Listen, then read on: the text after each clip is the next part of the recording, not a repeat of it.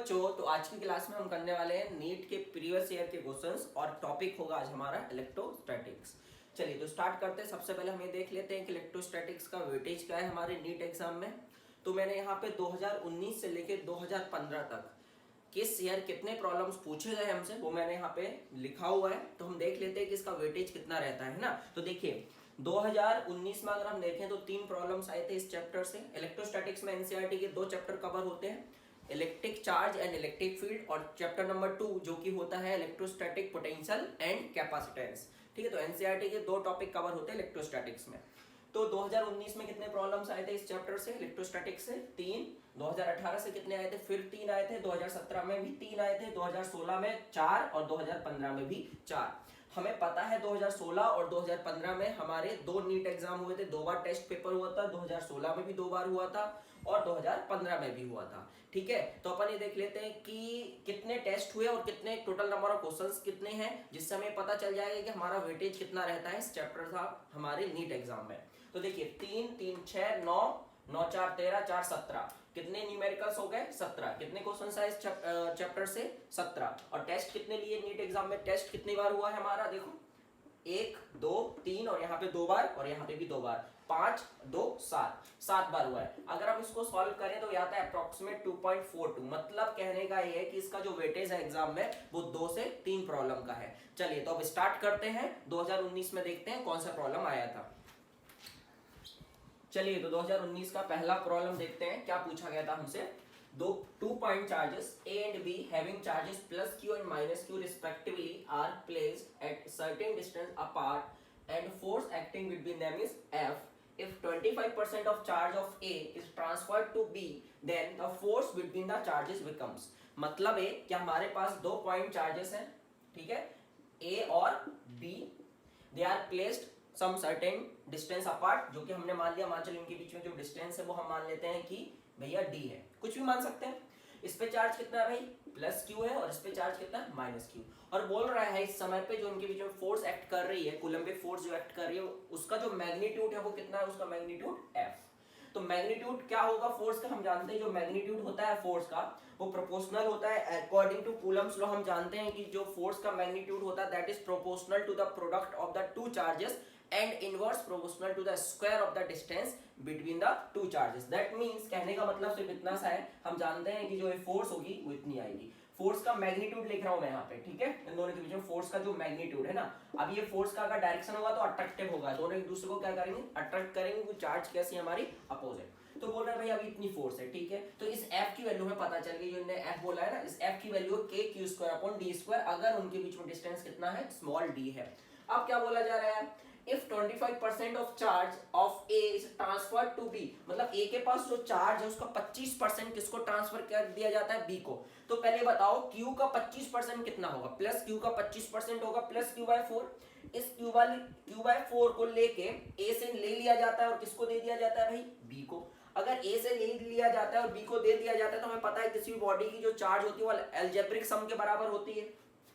ये properties of charge में हम जानते हैं। तो भाई जब इससे अपन Q/4 ले लेंगे तो उस पर कितना चार्ज हो जाएगा? Q माइनस Q/4, और इसके बाद कितना हो जाएगा भाई? माइनस Q प्लस Q/4, क्योंकि इसको दे दिया गया तो इसमें ऐड कर लेंगे और इसमें से क्या कर लेंगे? सब्सट्रैक्ट कर लेंगे, माइनस कर लेंगे इसमें से। और डिस्टेंस अभी चेंज नहीं किया जा रहा है, डिस्टेंस d, और मीडियम में भी चेंज नहीं लाया जा रहा है। यहाँ पे भी वैक्यूम में रखा हुआ था, हमने माना कि वैक्यूम में रखा हुआ था, तो यहाँ पे भी वैक्यूम में रखा हुआ है, इसलिए जो इलेक्ट्रोस्टैटिक कांस्टेंट है ये भी चेंज नहीं होगा क्योंकि मीडियम डिपेंडेंट होता है। ठीक है, तो भाई अब इस पे चार्ज अब कितना फोर्स हो जाएगा हमसे पूछा जाएगा। हमने माना अब जो फोर्स है वो F डैश है, तो F डैश कैसे लिखा जाएगा? K Q1 into Q2। हम मैग्नीट्यूड की फिर से बात करेंगे तो उस पे कितना हो जाएगा? जब हम माइनस करेंगे तो उस पे आ जाएगा 3Q/4 चार्ज पॉजिटिव, और इस पे कितना आ जाएगा भाई? Minus 3Q/4।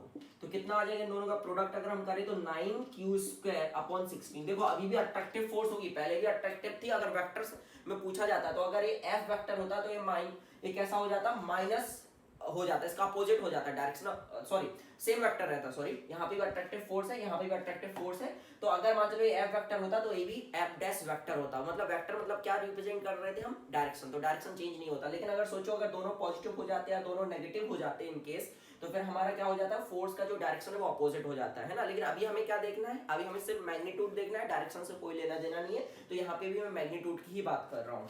ठीक है, तो कितना आ गया भाई, और नीचे डिस्टेंस कितना है d, तो d का स्क्वायर। तो अब हम देख सकते हैं हमें क्या चाहिए, f डैश चाहिए इन टर्म्स ऑफ f, तो f डैश कितना आ जाएगा अगर हम इसको सॉल्व करें, 9/16 इंटू f, तो जो हमारी फोर्स हो जाएगी अब वो इतनी हो जाएगी, तो इसका आंसर है 9f/16। ठीक है, चलिए अब नेक्स्ट प्रॉब्लम देखते हैं 2019 में क्या पूछा गया था हमसे।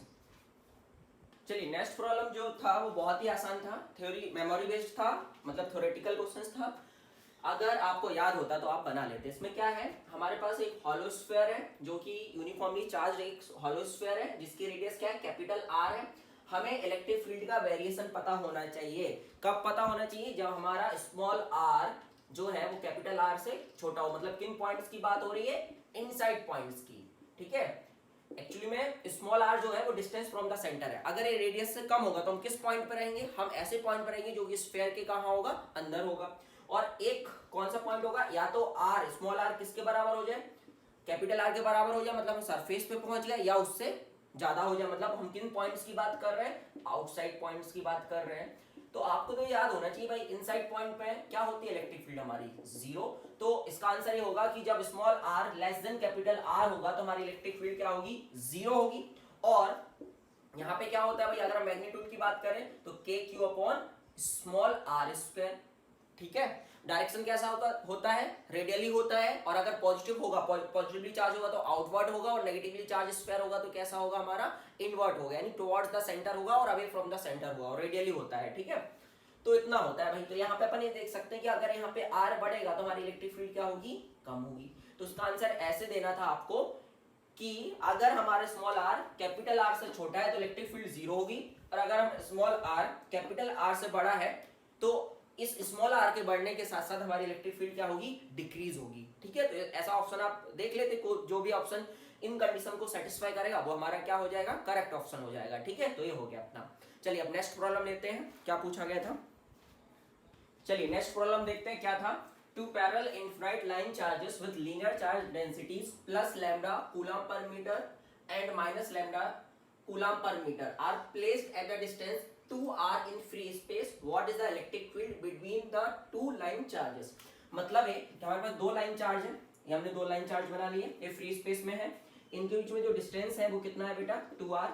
इस पे जो लीनियर चार्ज डेंसिटी है वो प्लस लैम्डा है, इस पे जो लीनियर चार्ज डेंसिटी है वो माइनस लैम्डा है।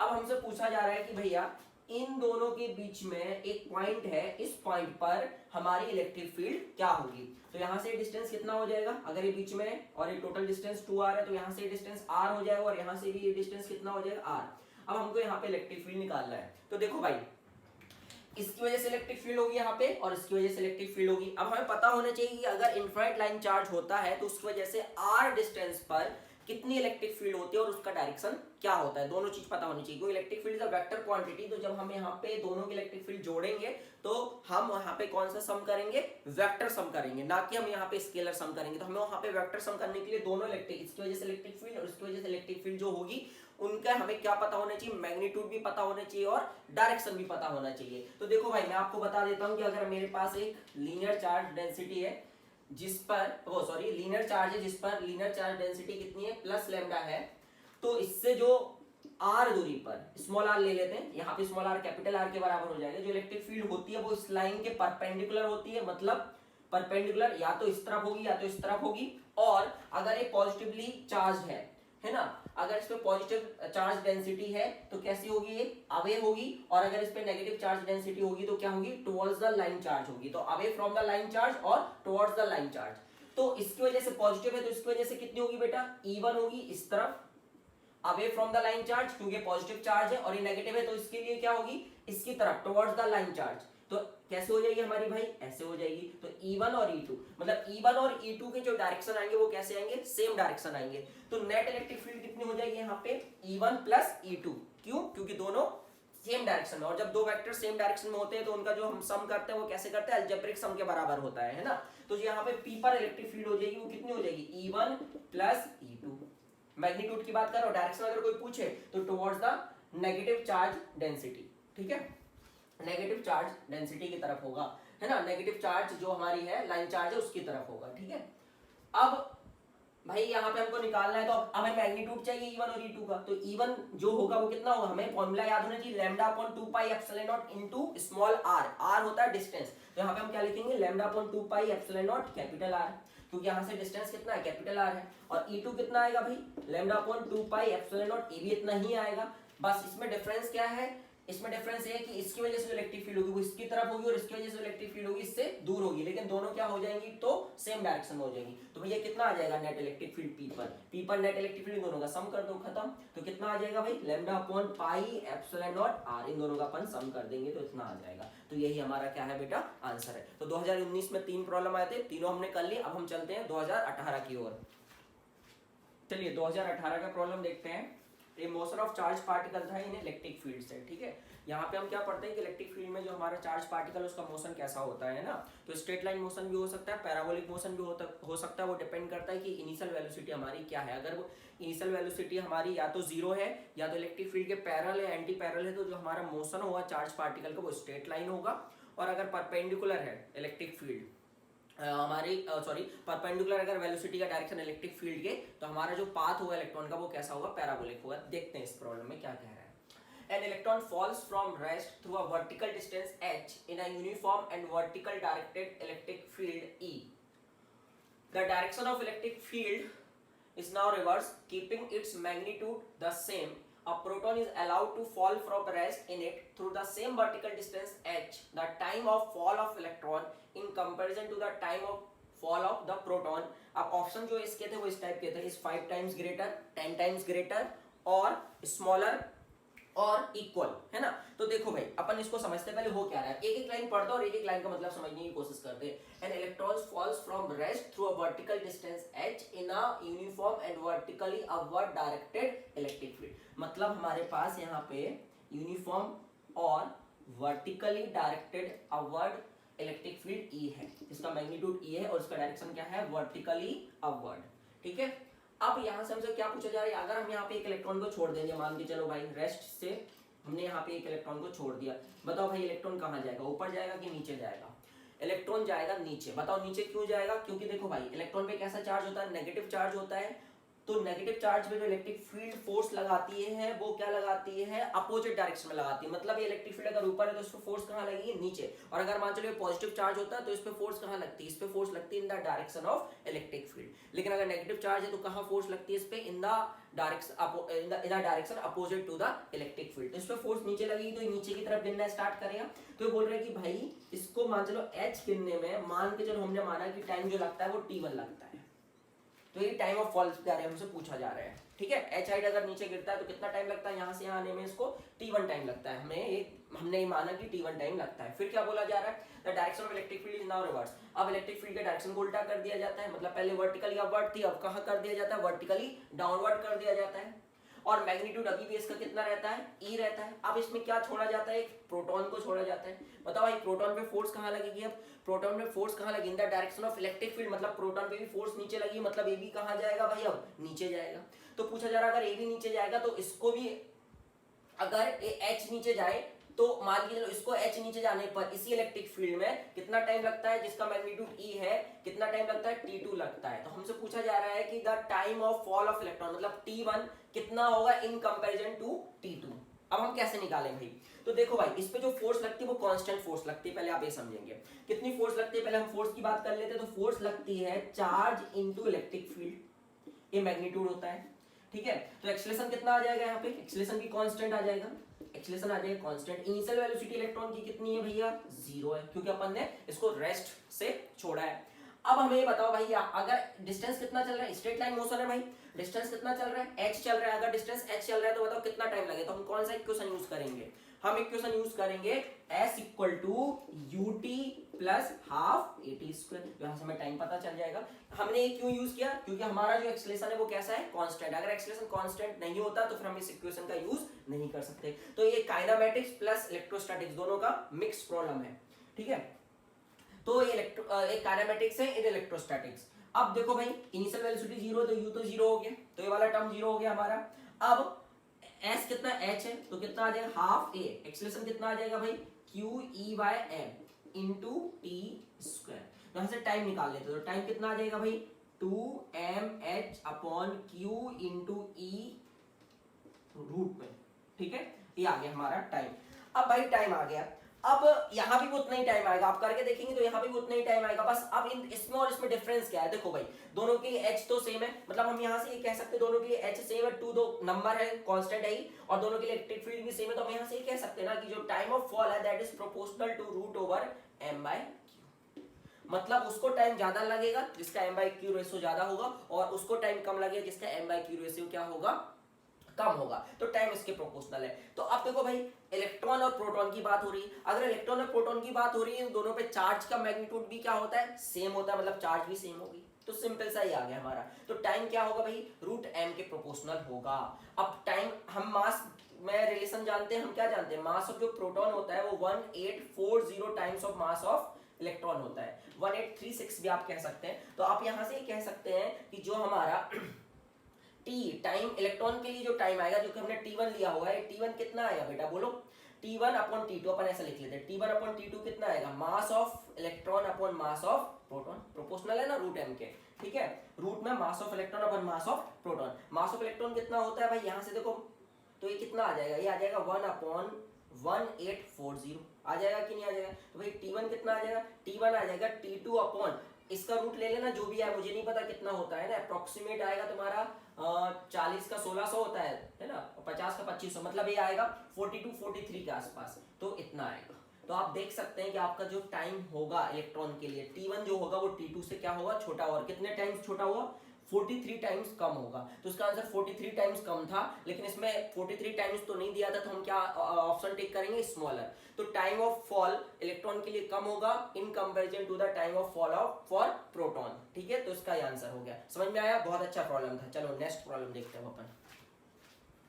चलिए नेक्स्ट प्रॉब्लम है, the electrostatic force between the metal plates of an isolated parallel plate capacitor C having a charge Q and the area A। इसके जो ऑप्शंस है वो मैं आपको बता दे रहा हूँ, ऑप्शन इस प्रकार से थे। पहला ऑप्शन ए ऑप्शन था, independent of the distance between the plates. देखो पहले अपन पैरेलल प्लेट कैपेसिटर बना लेते हैं, दो मेटेलिक प्लेट होती है इसमें, है ना, इनके बीच में डिस्टेंस हमने मान लिया d है। तो पूछ रहा है जो फोर्स होगी इनके बीच में, जो फोर्स आएगी वो इस d के इंडिपेंडेंट होगी, पहला ऑप्शन ए है। दूसरा है linearly proportional to the distance between the plates, मतलब d के प्रोपोर्शनल होगी फोर्स। थर्ड ऑप्शन है, सी ऑप्शन है, proportional to the square root of the distance between the plates, मतलब इसके स्क्वायर के प्रोपोर्शनल होगी। नेक्स्ट ऑप्शन है, inversely proportional to the distance between the plates, मतलब इनवर्स प्रोपोर्शनल टू डी होगी। अब अपन को चेक करना है, तो पहले ये समझते हैं। देखो यार हम ये जानते हैं कि इस प्लेट पे कितना चार्ज होता है, प्लस क्यू होता है, जब हम इस पे प्लस क्यू देते हैं तो इस पे माइनस क्यू आ जाता है ना, हमें सब जानते हैं। हमें ये पता लगाना है कि इनकी जो फोर्स होगी इन दोनों प्लेट्स की, जो मेटेलिक प्लेट्स की जो फोर्स होगी वो कितनी होगी। तो हम कैसे निकालेंगे फोर्स, हम निकालेंगे बेटा, हम क्या करेंगे, हम इसमें मानते हैं सरफेस चार्ज डेंसिटी, पहले सिग्मा ले लेते हैं, इस पे surface charge density minus sigma ले लेते हैं। अब हम क्या करेंगे, देखो हमें पता है कि जो लाइन चार्ज है, जो हमारी ये प्लेट है, सॉरी लाइन चार्ज नहीं है, प्लेट जो हमारी है वो इसकी इलेक्ट्रिक फील्ड में, तो हमें पता है कि इस पे जो फोर्स आएगी वो कैसे अपन निकालेंगे, अपन इस पे फोर्स निकालेंगे कि इस पे जो चार्ज होगा, तो इस पे चार्ज कितना होगा, अगर हम इस प्लेट का क्रॉस सेक्शनल एरिया ए मान ले, इस प्लेट का एरिया ले ले, ए की प्लेट भैया ऐसी है और इसका एरिया जो है वो ए है, तो इस पे टोटल चार्ज कितना होगा, अगर surface charge density minus sigma है, मतलब charge per unit area sigma है, तो टोटल चार्ज कितना होगा, इस पे टोटल चार्ज होगा नेगेटिव होगा, क्योंकि इस पे सरफेस चार्ज डेंसिटी नेगेटिव है, तो कितना चार्ज होगा, माइनस सिग्मा इंटू ए, इस पे चार्ज होगा इतना बेटा इस प्लेट पे, ठीक है। कैपिटल क्यू लिख लेते हैं, क्यू ने कैपिटल क्यू दिया, तो इसकी वजह से इलेक्ट्रिक फील्ड कितनी होगी यहाँ पे, तो जो फोर्स आएगी इस प्लेट पे वो कितनी आएगी, फोर्स वो आएगी electric field due to this plate, इस प्लेट का नाम दे देते हैं 1, electric field due to this plate into charge, इस पे फोर्स निकालनी है तो इस पे चार्ज कितना है Q, तो अपन Q लिख लेंगे कैपिटल Q। तो कितनी फोर्स आ गई बेटा, अच्छा इसकी वजह से इलेक्ट्रिक फील्ड कितनी होगी वहां पे, हम जानते हैं एक जो हमारी इनफ्राइट प्लेट होती है उसकी वजह से, जो मेटेलिक प्लेट होती है उसकी वजह से हमारी जो इलेक्ट्रिक फील्ड होती है डी दूरी पर वो कितनी होती है, वो होती है सिग्मा अपॉन 2 एप्सिलॉन नॉट, ये डिस्टेंस की इंडिपेंडेंट होती है हमें जानते हैं, इनटू क्यू, क्यू कितना है भाई माइनस सिग्मा इनटू ए। अब यार माइनस को हम हटा देते हैं क्योंकि हम मैग्नीट्यूड की बात कर रहे हैं। माइनस क्या इंडिकेट कर रहे हैं, इसकी वजह से जो इलेक्ट्रिक फील्ड होगी वो उस तरफ होगी और इस पे चार्ज कैसा है नेगेटिव, तो इस पे जो फोर्स आएगी वो इस तरफ आएगी। मतलब कहने का इतना सा है कि ये प्लेट इसको अट्रैक्ट करेगी और ये वाली प्लेट इसको अट्रैक्ट करेगी, तो दोनों प्लेट एक दूसरे को अट्रैक्ट करेगी विद द सेम फोर्स। क्योंकि जब आप इस पे फोर्स निकालोगे तो क्या करोगे आप, इसकी वजह से इलेक्ट्रिक फील्ड लिखोगे यहाँ पे और इस पे चार्ज लिखोगे तो सेम आएगा। तो फोर्स इस पे इस तरफ आएगी और इस पे इस तरफ आएगी और मैग्नीट्यूड क्या होगा सेम। तो हम किसी भी एक प्लेट पे फोर्स निकाल ले रहे हैं और फिर हम देखना चाहते हैं कि डी के साथ उस फोर्स का रिलेशन क्या है। तो अपन क्या लिखे भाई, अपन लिखे सिग्मा, फोर्स कितनी आ जाएगी sigma square into A upon 2 epsilon not. लेकिन हमें सिग्मा के टर्म्स में नहीं चाहिए, हमें किसके टर्म्स में चाहिए, क्यू के, चार्ज के टर्म्स में चाहिए। चार्ज के टर्म्स में चाहिए मतलब हमें क्यू के टर्म्स में चाहिए। तो क्यू के टर्म्स में कितना आ जाएगा, सिग्मा को हम क्या लिख सकते हैं, सिग्मा क्या है चार्ज पर यूनिट एरिया, तो हम क्या लिख सकते हैं चार्ज पर यूनिट एरिया मतलब charge per unit area, Q I लिख सकते हैं। तो कितना आ जाएगा भाई, Q square upon 2a epsilon not. तो हमें क्यू के टर्म्स में चाहिए क्योंकि यहाँ पे आइसोलेटेड है, लिखा हुआ है आइसोलेटेड। आइसोलेटेड है इसका मतलब ये कि जो चार्ज रहेगा वो कांस्टेंट रहेगा, इसलिए हमें जो फोर्स चाहिए वो चार्ज के टर्म्स में चाहिए था। तो चार्ज के टर्म्स में इतना था Q square upon 2 epsilon not. अब आप यहाँ से ये देख सकते हैं कि जो फोर्स है ये फोर्स डी के क्या है इंडिपेंडेंट है। तो यहाँ पे जो आंसर जाएगा कि जो हमारी फोर्स होगी वो डी के क्या होगी इंडिपेंडेंट होगी। तो इसका आंसर है is independent of the distance between the plates. चलिए नेक्स्ट प्रॉब्लम देखते हैं क्या पूछा गया था 2018 में। चलिए नेक्स्ट प्रॉब्लम बहुत ही अच्छा है, ये हमारा काइनेमेटिक्स प्लस इलेक्ट्रोस्टैटिक्स दोनों का मिक्स प्रॉब्लम है। देखते हैं क्या है। A toy car with charge q moves on a frictionless horizontal plane surface under the influence of a uniform electric field E vector. Due to the force q into E vector, its velocity increases from 0 to 6 meter per second in 1 second duration. At that instant, the direction of field is reversed. The car continues to move for 2 more seconds under the influence of this field. The average velocity, देखो हमसे क्या पूछा जा रहा है, the average velocity and the average speed 0 to 3 second duration. मतलब हमारे पास time कितना है टोटल 3 सेकेंड। 3 सेकेंड में अपन को क्या क्या निकालना है, the average velocity of the car and the average speed of the car. तो एवरेज वेलोसिटी क्या होता है, total displacement upon time taken. तो टाइम टेकन तो 3 सेकेंड हो गया। और एवरेज स्पीड क्या होता है, total distance upon time taken. तो हमें टोटल डिस्टेंस निकालना है कि टॉय कार ने कितना डिस्टेंस चला 3 सेकेंड में, और हमें ये निकालना है कि डिस्प्लेसमेंट कितना हुआ कार का इन 3 सेकेंड्स। तो पहले समझते हैं प्रॉब्लम को। इसमें क्या, एक कार है जिसको अपन ने चार्ज दे दिया और कुछ नहीं, और चार्ज दे देंगे तो हमें पता है कि अगर चार्ज को इलेक्ट्रिक फील्ड में रखते हैं तो उस पर फोर्स आने लग जाती है, ठीक है। तो एक कार है भाई, इस पे चार्ज कितनी हमारी क्यू चार्ज है। अब अगर हम इसको इलेक्ट्रिक फील्ड में रख देंगे ऐसे, अगर इलेक्ट्रिक फील्ड इस डायरेक्शन में इसको हमने रख दिया इसको, तो हमें पता है इस पे क्या आने लग जाएगी, एक फोर्स, कितनी फोर्स है, ये उन्होंने खुद लिखा हुआ है Q into E। वैसे उनको ये नहीं लिखना चाहिए था, हमें पता होना चाहिए था कि अगर एक चार्ज को अगर हम इलेक्ट्रिक फील्ड में रख दें, रेस्ट से रखेंगे, तो उसमें जो फोर्स आती है वो उसी किस डायरेक्शन में आने लग जाती है, जिस डायरेक्शन में इलेक्ट्रिक फील्ड होती है उसी डायरेक्शन में फोर्स आती है। अगर पॉजिटिव चार्ज है तो उसी डायरेक्शन में आती है, और अगर इसको नेगेटिव चार्ज दिया होता है तो क्या हो जाता बेटा, अपोजिट डायरेक्शन में हो जाता। तो अब क्या बोला जा रहा है कि भैया जब हमने ऐसा किया तो इसकी जो स्पीड है वो 0 से कहां तक हो जाती है, 6 मीटर पर सेकेंड हो गई। मतलब इस इलेक्ट्रिक फील्ड ने क्या दिया, और यहाँ से यहाँ टाइम कितना लगा इसको भाई, टाइम लगा यहाँ से यहाँ तक पहुंचने में t इक्वल टू 1 सेकंड की कहानी है। और ये कब की कहानी है भाई, ए है t इक्वल टू 0 सेकंड की कहानी, ठीक है। तो यहाँ से यहाँ 1 सेकंड लगा और इसकी स्पीड 0 से 6 मीटर पर सेकंड हो गई। ऐसा क्यों होगा, क्योंकि इस इलेक्ट्रिक फील्ड ने इसको फोर्स दी, कांस्टेंट फोर्स एक्ट की। उस कांस्टेंट फोर्स की वजह से इसको एक्सेलरेशन मिला कांस्टेंट, इसलिए इसकी स्पीड बढ़ी और 0 से 6 हो गई कितने सेकंड में, 1 सेकंड में। तो हम क्या करेंगे, हमें देख लेंगे इलेक्ट्रिक फील्ड ने इसको एक्सेलरेशन कितना दिया। इलेक्ट्रिक फील्ड है जो इस पे फोर्स है, उस फोर्स ने इसको एक्सेलरेशन कितना दिया, अपन ये कैलकुलेट कर सकते हैं।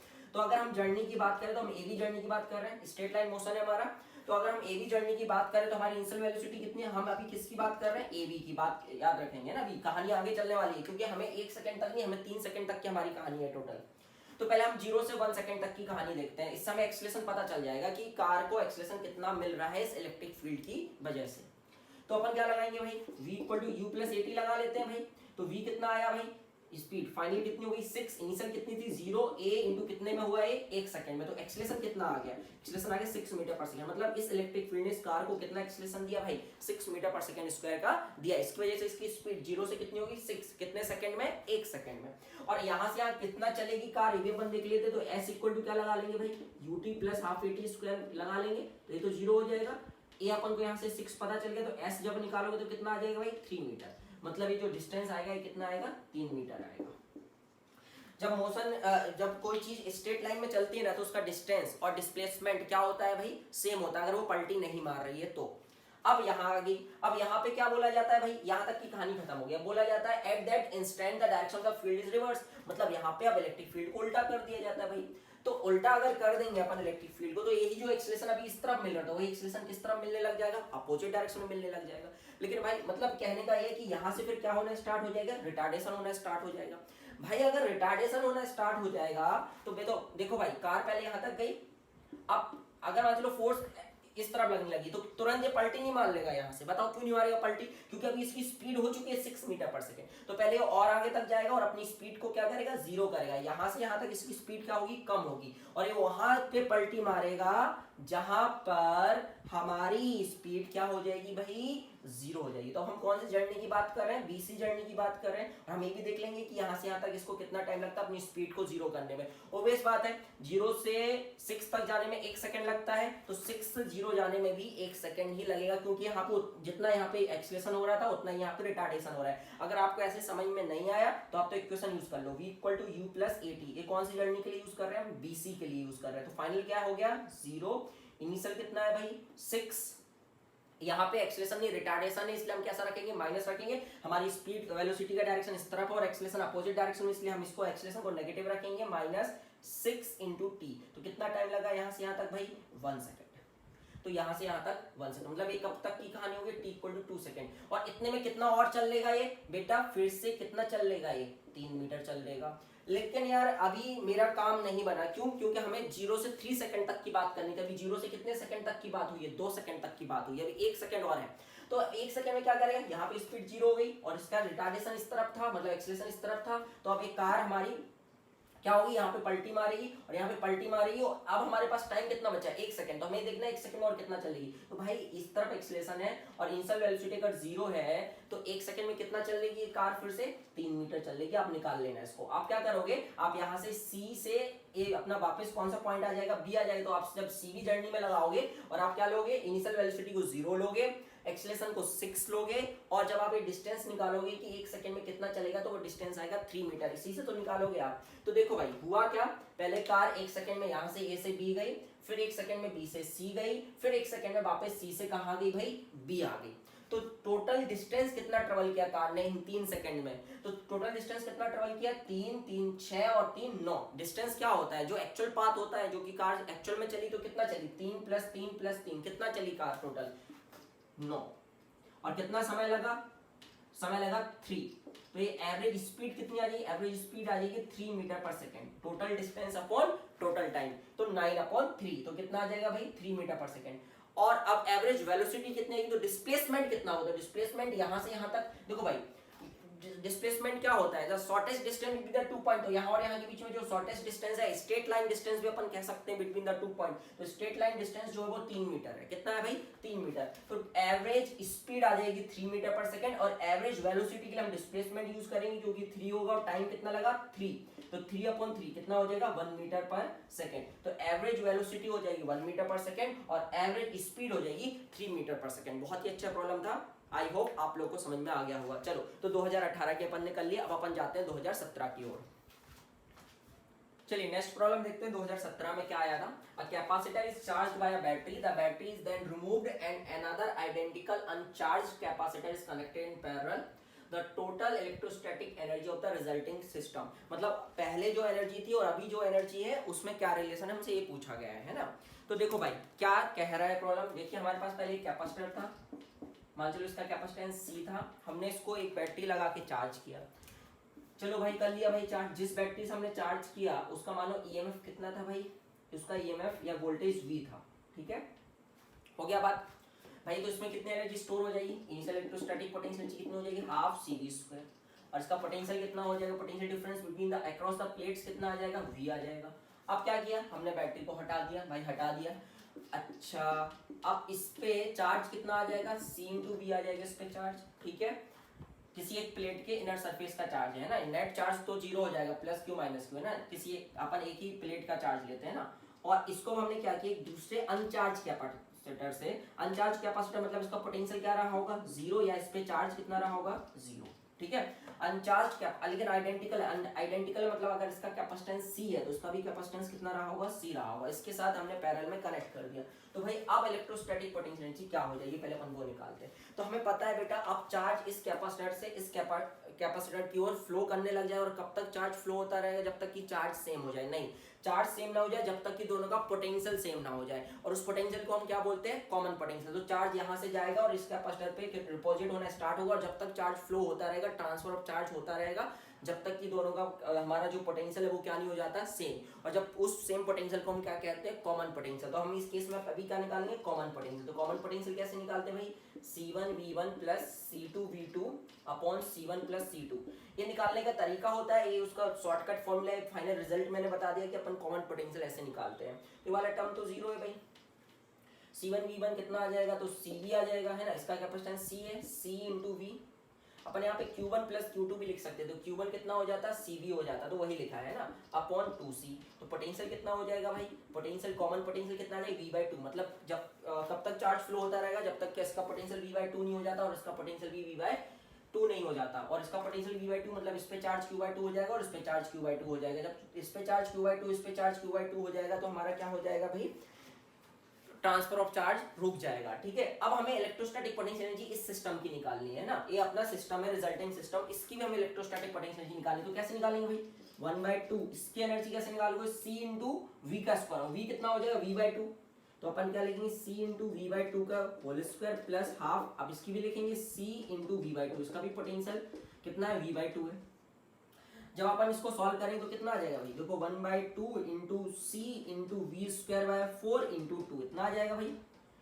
तो ये कितना आ जाएगा, 2 कट जाएगा तो कितना आ जाएगा, 1/2 CV स्क्वायर, 1/2 कट गया, 4 आएगा बेटा, है ना। तो पहले कितनी थी, 1/2 CV स्क्वायर, अब कितनी है, 1/4 CV स्क्वायर। तो क्या हुआ, ऑप्शन इस प्रकार से थे, decreases by factor of 2, remains का same, increase by factor of 2, increase by factor of 4। तो देखो भाई, ए डिक्रीज होगी, कितने फैक्टर से डिक्रीज होगी, 2 फैक्टर से डिक्रीज होगी। देखो पहले हाफ CV स्क्वायर थी, अब ये इसकी आधी हो गई ना, तो this is decreases by factor of 2। तो आंसर क्या है, this will decrease by factor of 2। चलो नेक्स्ट प्रॉब्लम देखते हैं अपन। चलिए नेक्स्ट प्रॉब्लम कहता है कि suppose the charge of a proton and an electron differ slightly, one of them is minus E, the other is E plus delta E, if the net of the electrostatic force and gravitational force between two hydrogen atoms placed at a distance small d much greater than atomic size apart is 0, then delta E is of the order of। अब मैं आपको समझाता हूँ problem क्या है actually में। देखो यार, अपन अभी जानते हैं कि जो एटम होता है वो इलेक्ट्रिकल न्यूट्रल होता है। हाइड्रोजन एटम जो होता है वो इलेक्ट्रिकल न्यूट्रल होता है। बताओ क्यों, क्योंकि हाइड्रोजन एटम में एक प्रोटॉन होता है और एक इलेक्ट्रॉन होता है, और प्रोटॉन इलेक्ट्रॉन का चार्ज हम पढ़े हुए हैं कि प्रोटॉन पे प्लस ही चार्ज होता है, इलेक्ट्रॉन पे कितना होता है, माइनस ही होता है। दोनों कैंसिल आउट करके जो नेट होता है वो 0 हो जाता है। लेकिन इन्होंने बोला नहीं, आप ऐसा मानो कि इलेक्ट्रॉन और प्रोटॉन पे चार्ज सेम नहीं है। जैसे उन्होंने बोला कि भैया इलेक्ट्रॉन पे मान लो माइनस ही है, या प्रोटॉन पे मान लो माइनस, उन्होंने कहीं लिखा नहीं है, लेकिन अपन मानते हैं कि इलेक्ट्रॉन नेगेटिव चार्ज होता है, इसलिए हमने मान लिया इलेक्ट्रॉन पे माइनस ही है। उन्होंने बोला प्रोटॉन पे E प्लस डेल्टा E, तो डिफरेंस आ गया चार्ज का, यानी net charge on the hydrogen atom अब 0 नहीं है। क्यों, net charge on the hydrogen atom कितना है, तो फिर बताओ, एक इलेक्ट्रॉन एक प्रोटॉन है, तो इलेक्ट्रॉन पे चार्ज माइनस ही है, प्रोटॉन कितना, तो net charge on the hydrogen atom है कितना बेटा, delta E। Net charge on the hydrogen atom कितना है, डेल्टा E। मतलब हाइड्रोजन एटम अब इलेक्ट्रिकल न्यूट्रल नहीं रहा। अब दो हाइड्रोजन एटम रख दिया अपन ने, देखो भाई ये हाइड्रोजन एटम है एक, ये भी हाइड्रोजन एटम है, और इसमें लिखा हुआ जो एटॉमिक साइज है इतनी दूरी पे रखे गए हैं कि इनकी जो एटॉमिक साइज है वो बहुत छोटी in comparison to this distance. मतलब इसकी जो रेडियस होगी वो बहुत कम है इस d के कंपैरिजन। मतलब इनको अपन पॉइंट चार्ज कंसीडर कर सकते हैं, यानी पॉइंट ऑब्जेक्ट के जैसा कंसीडर कर सकते हैं। तो भाई देखो भाई, तो इस हाइड्रोजन एटम पे नेट चार्ज कितना है, डेल्टा E, इस पे नेट चार्ज कितना है, डेल्टा E। अगर इस पे भी डेल्टा E, इस पे भी डेल्टा E है, तो हम जानते हैं दोनों एक दूसरे को क्या करेंगे, रिपेल करेंगे। लेकिन भाई इसका मास भी है, मास इसका mh है, इसका मास कितना है, mh है। अगर मास है भाई तो क्या होगा, इस पे इस हाइड्रोजन एटम पे तो फोर्स आएगी, इसकी वजह से कौन सी आएगी, इलेक्ट्रोस्टैटिक रिपल्सन फोर्स इस तरफ आएगी, इलेक्ट्रोस्टैटिक फोर्स आएगी, और ग्रेविटेशनल फोर्स अट्रैक्टिव होती है हमेशा, हम जानते हैं। तो ये मास और ये मास एक दूसरे को अट्रैक्ट करेंगे तो ग्रेविटेशनल फोर्स यहाँ पे आएगी। अब प्रॉब्लम क्या है, कह रहा है, अब बोलोगे सर आपने ये वाला हाइड्रोजन एटम क्यों लिया, ये क्यों नहीं लिया, आप ये ले लो, बात तो एक ही है ना। वो कह ये रहा है कि अगर हाइड्रोजन एटम पे नेट फोर्स, और नेट फोर्स किस किस वजह से आ रही है, ग्रेविटेशनल फोर्स की वजह से और इलेक्ट्रोस्टैटिक फोर्स की वजह से, जो नेट फोर्स है इसका सम अगर 0 है तो बोल रहा है कि जो डेल्टा ई है वो किस ऑर्डर का है। तो हमें क्या करना है भाई, हमें क्या करना है, एफ ई को किसके बराबर कर देना है, एफ जी के। अब एफ ई कितना होता है, एफ इलेक्ट्रोस्टैटिक फोर्स है, तो इस पे चार्ज डेल्टा ई, इस पे चार्ज डेल्टा ई, तो क्या लिखोगे भाई 1/4 pi epsilon naught into delta E का square, delta E into delta E Q1 into Q2 upon इनके बीच के डिस्टेंस का स्क्वायर। बहुत बढ़िया। और ग्रेविटेशनल फोर्स कितनी होती है भैया दोनों के बीच में, G into M1 into M2, जिसमें MH का स्क्वायर हो जाएगा भाई, सही बात है, बिल्कुल सही बात है, अपॉन डी स्क्वायर। तो देखो भाई साहब डी स्क्वायर तो कट जाएंगे। जी की वैल्यू आप जानते हो 6.67 इंटू 10 की पावर माइनस 11 होता है। MH आपको दिया हुआ है, आप यहाँ पे वैल्यू पुट कीजिए, डेल्टा ई आपको निकालना है, 9 इंटू 10 के बाद 9 होता है। आप डेल्टा ई जब निकालेंगे तो आपको मिलेगा approximate 10 to the power minus 37, इस ऑर्डर का आपको ये डेल्टा ई मिल जाएगा। अच्छा प्रॉब्लम था ना। चलो अब नेक्स्ट प्रॉब्लम देखते हैं। चलिए इस प्रॉब्लम में क्या है, the diagram below shows the region of equipotential surfaces, मतलब हमें कुछ इक्विपोटेंशियल सरफेस के रीजन दिए गए हैं, जैसे कि यहाँ पे अपन को कुछ इक्विपोटेंशियल सरफेस दिए गए हैं और इनका पोटेंशियल बताया गया है कि भाई इस सरफेस का पोटेंशियल 10 वोल्ट है, इस सरफेस का पोटेंशियल 20 वोल्ट है, ऐसे बताया गया। एक रीजन इक्विपोटेंशियल सरफेस का, ये भी एक रीजन है, ये भी एक रीजन है, यहाँ पे 4 रीजन है हमारे इक्विपोटेंशियल सरफेस के। अब क्या बोला जा रहा है, a positive charge is moved from A to B in each diagram, मतलब हमने एक पॉजिटिव चार्ज को ए से बी लेके गए, यहाँ पे हम ए से बी लेके गए, यहाँ से भी ए से बी लेके गए, यहाँ भी ए से बी लेके गए। मान चलो यहाँ पे वर्क हमें W1 करना पड़े, यहाँ पे वर्क W2 करना पड़े, यहाँ W3 करना पड़े, यहाँ पे W4। तो हमसे रिलेशन पूछा जा रहा है कि W1 W2 W3 W4 में क्या रिलेशन होगा। तो बेटा यहाँ पे एक चीज आप याद रखेंगे, जिससे आप बहुत सारे न्यूमेरिकल्स को कर सकते हैं, कि जब भी हम किसी चार्ज को इलेक्ट्रिक फील्ड में या इलेक्ट्रोस्टैटिक रीजन में मूव कराते हैं ना, तो हमें जो वर्क करना पड़ता है वो 2 तरीके से हम निकाल सकते हैं। या तो हम उस चार्ज की इलेक्ट्रोस्टैटिक पोटेंशियल में चेंज निकाल लें, है ना, final electrostatic potential of that charge minus electrostatic potential energy of that charge, इससे भी अपन निकाल सकते हैं। दूसरा तरीका ये कि आप ऐसा करें, चार्ज मल्टीप्लाइड बाय, जैसे मान लो हमें ए से बी लेके जाना है तो बी का पोटेंशियल माइनस ए का पोटेंशियल, तो 2 तरीके हैं। तो यहाँ पे जो हम वर्क निकालेंगे वो कैसे निकालेंगे, वर्क डन क्या होगा, वर्क डन होगा charge multiplied bye potential difference, क्या होगा, charge multiplied bye potential difference. तो देखो यार, ए से बी जब हम ले जा रहे हैं तो हम किस रीजन में लेके जा रहे हैं, किस को पोटेंशियल सरफेस पे लेके जा रहे हैं जिसका पोटेंशियल 40 वोल्ट है, और कहां से लेके जा रहा है, जिसका पोटेंशियल किस सरफेस से लेके जा रहे हैं जिसका पोटेंशियल कितना है, 10 वोल्ट है। तो यहाँ डिफरेंस कितने का है, 30 का, यहाँ भी डिफरेंस 30 का आएगा, यहाँ भी डिफरेंस 30 का आएगा, यहाँ भी डिफरेंस 30 का आएगा।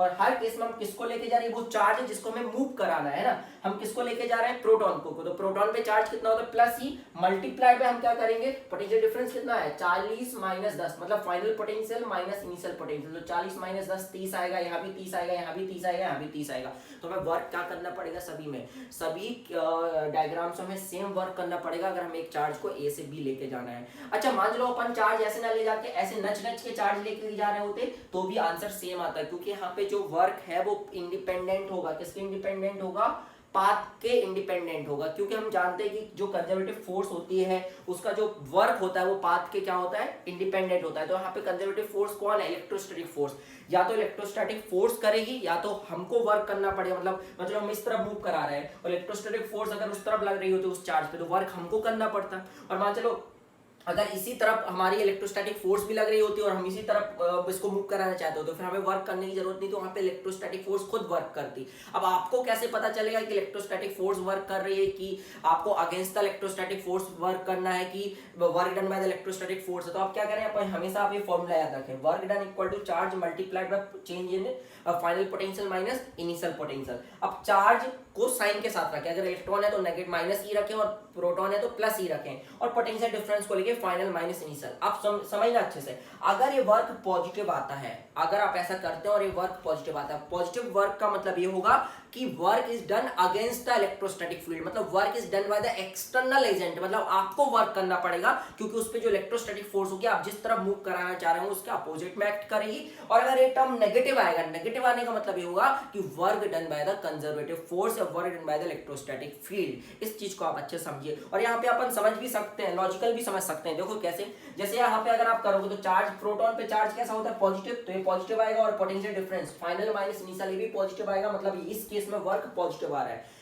पॉजिटिव वर्क आने का मतलब है कि वर्क हमको करना पड़ रहा होगा, वर्क एक्सटर्नल एजेंट कर रहा होगा या work is done against electrostatic force. कैसे, अब अपन समझते हैं। तो यार अगर हम यहाँ पे इलेक्ट्रिक पोटेंशियल का डायरेक्शन निकालने की इलेक्ट्रिक फील्ड का अगर हम डायरेक्शन निकालने की कोशिश करें तो हम निकाल सकते हैं। डायरेक्शन में पता है इलेक्ट्रिक फील्ड हमेशा इक्विपोटेंशियल सरफेस के कैसे होती है भाई, इलेक्ट्रिक लाइन जो होती है हमारी वो हमेशा इक्विपोटेंशियल सरफेस के कैसे होती है, परपेंडिकुलर होती है। और किस डायरेक्शन में होती है, वो होती है इन the direction of decreasing potential. तो देखो यहाँ पे पोटेंशियल अगर इंक्रीज कर रहा है तो इलेक्ट्रिक फील्ड यहाँ पे किस डायरेक्शन में होगी, अगर हम इलेक्ट्रिक लाइंस ऑफ फोर्स बनाए तो कैसे बनानी पड़ेगी, ऐसे इलेक्ट्रिक लाइंस ऑफ फोर्स होगी यहाँ पे। अगर इलेक्ट्रिक लाइंस ऑफ फोर्स होगी हमारी यहाँ पे, तो आप देखो प्रोटॉन में फोर्स किस तरफ आएगी, प्रोटॉन में फोर्स पॉजिटिव चार्ज है ना, तो उसी डायरेक्शन में आएगी जिस डायरेक्शन में हमारी इलेक्ट्रिक फील्ड है। तो इस पे जो इलेक्ट्रोस्टैटिक फोर्स आ रही है वो इस तरफ आ रही होगी और हमें इस तरफ मूव करा रहा है। मतलब क्या है इसका, कि हमें इलेक्ट्रोस्टैटिक फोर्स के अगेंस्ट में वर्क करना पड़ेगा, मतलब हमको वर्क करना पड़ेगा क्योंकि इस इलेक्ट्रोस्टैटिक फोर्स उस तरफ आ रही है और हम इसको इस तरफ मूव कराना चाह रहे हैं, इसलिए टर्म पॉजिटिव आ रहा है। और एक टर्म अगर नेगेटिव, मान लो इलेक्ट्रॉन होता है तो हमें पता है कि यहाँ पे यहाँ से यहाँ अपने मन से चला जाता है, हमें कोई वर्क करने की जरूरत नहीं होती है। यहाँ पे इलेक्ट्रोस्टैटिक फील्ड वर्क करती है, इलेक्ट्रोस्टैटिक फोर्स वर्क करती है ना, तो यही है। और जब इलेक्ट्रोस्टैटिक फोर्स वर्क करती है तो पोटेंशियल एनर्जी क्या होगी हमारी, कम होगी। और जब हम एक्सटर्नल एजेंट वर्क करता है चार्ज पे तो उसकी इलेक्ट्रोस्टैटिक पोटेंशियल एनर्जी क्या होती है, बढ़ती है। तो मैंने बहुत सारी चीजें इसमें आपको बताई, अच्छे से ध्यान रखिए। तो 2017 में 3 प्रॉब्लम आए थे, तीनों हम कर चुके हैं। अब हम चलते हैं 2016 की ओर। चलिए 2016 में पहला प्रॉब्लम हमारा क्या कहता है, ये कहता है कि हमारे पास एक इलेक्ट्रिक डाइपोल है, अगर उसको हम यूनिफॉर्म इलेक्ट्रिक फील्ड में रखते हैं तो वो कितना टॉर्क एक्सपीरियंस करता है, 4 न्यूटन मीटर एक्सपीरियंस करता है। अगर हम कैसे रखते हैं, if the dipole is making an angle of 30 degree with the electric field, the charge on the dipole, अपन ये पता लगाना है कि डाइपोल पे चार्ज कितना होगा। If the dipole length is 2 centimetre, देखो डाइपोल पे नेट चार्ज अगर हम बात करें तो 0 होता है, हमें पता है इक्वल एंड अपोजिट चार्ज होता है, लेकिन हमें यहाँ पे नेट चार्ज नहीं निकालना है, हमें प्लस क्यू निकालना है, माइनस क्यू निकालना है, हमें चार्ज निकालना है ना, डाइपोल के किसी एक पोल की चार्ज निकालना है, ठीक है। अपन को नेट चार्ज नहीं निकालना है तो आंसर 0 होगा अगर net charge on the dipole पूछा जाता है तो। अब हमें जानते हैं यार कि अगर हम इलेक्ट्रिक डाइपोल को यूनिफॉर्म इलेक्ट्रिक फील्ड में रखते हैं, किसमें रखते हैं, यूनिफॉर्म इलेक्ट्रिक फील्ड में रखते हैं, तो उस पे नेट फोर्स क्या होती है, 0 होती है। और टॉर्क आ भी सकता है और नहीं भी आ सकता है, टॉर्क मे और may not be 0, that will depends on the orientation. अगर आप पैरेलल और एंटी पैरेलल रख दोगे इलेक्ट्रिक फील्ड के तो फिर उस पर टॉर्क भी नहीं आएगा और नेट फोर्स तो हर और एक ओरिएंटेशन में 0 होती है। लेकिन यहाँ पे अपन ने पैरेलल एंटी पैरेलल नहीं रखा है, यहाँ पे हमने कैसा रखा है, कितना एंगल बना रहा है वो 30 डिग्री बना रहा है। मतलब कैसे, देखो ये हमारी यूनिफॉर्म इलेक्ट्रिक फील्ड हो गई भाई, ऐसे रिप्रेजेंट करते हैं यूनिफॉर्म इलेक्ट्रिक फील्ड को, और ये हमारा डाइपोल हो गया, ये माइनस क्यू हो गया, ये प्लस क्यू हो गया। डाइपोल का डायरेक्शन क्या होता है भाई, माइनस क्यू से प्लस क्यू, और ये कितना एंगल बना रहा है इसके साथ 30 डिग्री, तो इस पे टॉर्क आएगा, है ना, क्योंकि ये पैरेलल या एंटी पैरेलल नहीं है। तो टॉर्क कितना आता है, हम फॉर्मूला जानते हैं, PE sin थीटा होता है, ये टॉर्क का मैग्नीट्यूड होता है। तो टॉर्क हमें दिया है, कितना आ रहा है भाई 4, तो 4 इक्वल टू P, P क्या है यहाँ पे, इसका डाइपोल मोमेंट है, किसका डाइपोल मोमेंट है, हमारे डाइपोल का। P इंटू ई, कितना है 2 इंटू 10 की power 5 into sine theta sine 30, ठीक है। यहाँ पे सीधा सीधा थीटा एंगल होता है P और E के बीच में, और हमें ये एंगल P और E के बीच में ही 30 दिया हुआ, इसलिए ज्यादा दिमाग लगाने की जरूरत नहीं है। तो P कितना आ जाएगा, P हमारे यहाँ से ये 1/2 हो जाएगा, 2 कट जाएगा, तो ये आ जाएगा 4 इंटू 10 की पावर -5, ठीक है, और यूनिट हो जाएगी कूलम मीटर। लेकिन हमें चार्ज निकालना है तो इलेक्ट्रिक डाइपोल मोमेंट को कैसे डिफाइन करते हैं अपन, इलेक्ट्रिक डाइपोल मोमेंट होता है product of one of the charge multiply by the distance between the two charges. तो डिस्टेंस हमें डाइपोल लेंथ कितनी दी गई है 2 सेंटीमीटर, तो हम लिखेंगे charge into dipole length. Dipole length हमें कितनी दी गई है 2 सेंटीमीटर, तो 2 इंटू 10 की पावर -2। तो P कितना निकाला अपन ने यहाँ से, देखो 4 इंटू 10 की power -5 equal to Q into 2 into 10 की पावर -2। तो यहाँ से हमारा क्या आ जाएगा भाई, Q आ जाएगा, और Q कितना है यहाँ से अगर अपन देखें तो ये कट जाएंगे, 2 सेंटीमीटर, ठीक है। तो कितना आ जाएगा यार, Q आ जाएगा हमारा यहाँ से 2 इंटू 10 की पावर, इस तरफ आएगा तो -3, ठीक है, कूलम। तो कितना आ जाएगा भाई, Q का आ जाएगा 2 मिली कूलम, तो आंसर है इसका 2 मिली कूलम। चलो नेक्स्ट प्रॉब्लम देखते हैं। चलिए नेक्स्ट प्रॉब्लम देखते हैं। A parallel plate capacitor of area A, plate separation D and capacitance C is filled with 4 dielectric materials having dielectric constant K1, K2, K3 and K4 as shown in figure. देखो हमारे पास एक capacitor था, parallel plate capacitor था, है ना, उसमें अपन ने क्या किया, अपन ने 4 डाइलेक्ट्रिक को फिल कर दिया। किस प्रकार से किया, ये हमें इस फिगर में दिखाया गया है ना। 4 डाइलेक्ट्रिक मटेरियल अपन ने इसको फिल कर दिया और उनके डाइलेक्ट्रिक कांस्टेंट दिए हैं K1, K2, K3 and K4। अब हमसे पूछा जाता है कि if a single dielectric material is to be used, हम क्या चाहते हैं बेटा, हमें चाहते हैं कि इतने सारे, देखो जब हम इतने सारे यूज करेंगे तो उसका कुछ कैपेसिटेंस आएगा। तो ये कह रहा है कि नहीं यार तुम इतने सारे यूज मत करो, तुम अगर एक सिंगल यूज करो, एक सिंगल डाइलेक्ट्रिक मटेरियल यूज करो। हमने माना उस सिंगल डाइलेक्ट्रिक मटेरियल का जो डाइलेक्ट्रिक कांस्टेंट है वो K है, तो यहाँ पे जो कैपेसिटेंस आए, इस सिस्टम का जो कैपेसिटेंस आए या इसका जो कैपेसिटेंस हो वही कैपेसिटेंस इसका भी होना चाहिए अकॉर्डिंग टू द प्रॉब्लम। तो हमसे पूछा जा रहा है इस K और K1, K2, K3, K4 इन सब में रिलेशन क्या होगा, मतलब अपन को एक K निकालना है और किसके टर्म्स में निकालना है, K1, K2, K3 और K4 के टर्म्स में। हम क्या चाहते हैं, इसका कैपेसिटेंस, और जहां पे हमने एक डाइलेक्ट्रिक मटेरियल को फिल किया है जिसका डाइलेक्ट्रिक कांस्टेंट K है, इसका कैपेसिटेंस, और इसमें भी प्लेट का सेपरेशन D है, जैसे कि यहाँ पे प्लेट का सेपरेशन D है, और यहाँ पे प्लेट एरिया जो है A है, जैसे कि प्लेट एरिया यहाँ पे भी A है। लेकिन यहाँ पे अपन ने ऐसे डिस्ट्रीब्यूट किया है इस K1, K2, K3 को कि यहाँ पे इस यहाँ पे कितना एरिया आ रहा है, A/3, यहाँ पे भी A/3 आ रहा है और यहाँ पे भी A/3 आ रहा है। इस प्लेट का A/3 एरिया कवर कर रहा है K1, इस प्लेट का A/3 एरिया K2 कवर कर रहा है, इस प्लेट का A/3 K3 कवर कर रहा है। तो करते हैं फिर हम क्या करेंगे, हम यहाँ पे C इक्विवेलेंट यहाँ निकालेंगे, इसका C निकालेंगे, इसका C निकालेंगे, और दोनों के C हमारे अकॉर्डिंग टू प्रॉब्लम क्या होने चाहिए, सेम होने चाहिए। चलो तो करते हैं भाई, अच्छा प्रॉब्लम है ना, चलो स्टार्ट करते हैं। तो देखो भाई, जो हमें ये फिगर दिया है इसको हम ऐसे बना सकते हैं क्या, देखो तो भाई ऐसे C1, C2, C3 ऐसे और फिर ऐसे, ठीक है। ये हो गया C1, C2, C3, C4, ए हो गया, मान के चलिए B हो गया। तो CAB हम निकाल सकते हैं क्या यार, CAB निकाल सकते हैं क्या, हाँ बिल्कुल निकाल सकते हैं। और इसका कितना होगा, इसका तो हम एक बार में लिख सकते हैं, C बराबर क्या लिखेंगे, इसका कैपेसिटेंस क्या होगा बताओ यार। इसमें हमें पता है जब हम डाइलेक्ट्रिक फिल कर देते हैं और पूरे स्पेस को फिल कर देते हैं तो उसका जो कैपेसिटेंस होगा वो कितना होगा, K into A, plate area A है ना पूरे का, A epsilon naught by D, तो इसका तो कैपेसिटेंस इतना है भाई, K into A epsilon naught by D, और ये किसके बराबर होना चाहिए, इसके कैपेसिटेंस के बराबर होना चाहिए, मतलब CAB के बराबर होना चाहिए। अब हमें CAB निकालना है, तो CAB निकालने के लिए हमें क्या चाहिए, पहले A और B के क्रॉस इक्विवेलेंट कैपेसिटेंस निकालना, वही कैपेसिटेंस इसका होगा, इस सिस्टम का होगा। तो कैसे निकालेंगे भाई, C1, C2, C3, अगर अपन देखें तो ये तीनों किसमें आ गए भाई, पैरेलल में आ गए, ये तीनों पैरेलल में, और इनका जो कॉम्बिनेशन वो उसके साथ किसमें है, सीरीज में है। तो अपन पहले ये बताओ C1 कैसे लिखेंगे, तो C1 लिखते हैं, तो C1 किसका कैपेसिटेंस है, C1 A वाला है, इसका कैपेसिटेंस। तो इसमें अपन ने कितना डाइलेक्ट्रिक फिल करके रखा होगा, K1, तो K1 into A area, plate area कितना है इसके लिए, A/3, तो A/3 इंटू एप्सिलॉन नॉट, और प्लेट का सेपरेशन इसके लिए कितना, इस कैपेसिटेंस के लिए प्लेट सेपरेशन कितना है, ये इन दोनों इसकी जो इस कैपेसिटर की ये दोनों प्लेट है, तो कितना है, क्या इनके बीच में डिस्टेंस कितना है, D/2, तो हम यहाँ लिखेंगे D/2, ठीक है। ऐसे हम C2 लिख लेंगे, बताओ C2 तो हम लोग बोल सकते हो, कैसे लिखोगे, K2 into A/3 epsilon not D/2। ऐसे अपन C3 भी लिख सकते हैं, K3 into A/3 epsilon not D/2, ठीक है। अब चलो इसको हम बाद में लिख लेंगे।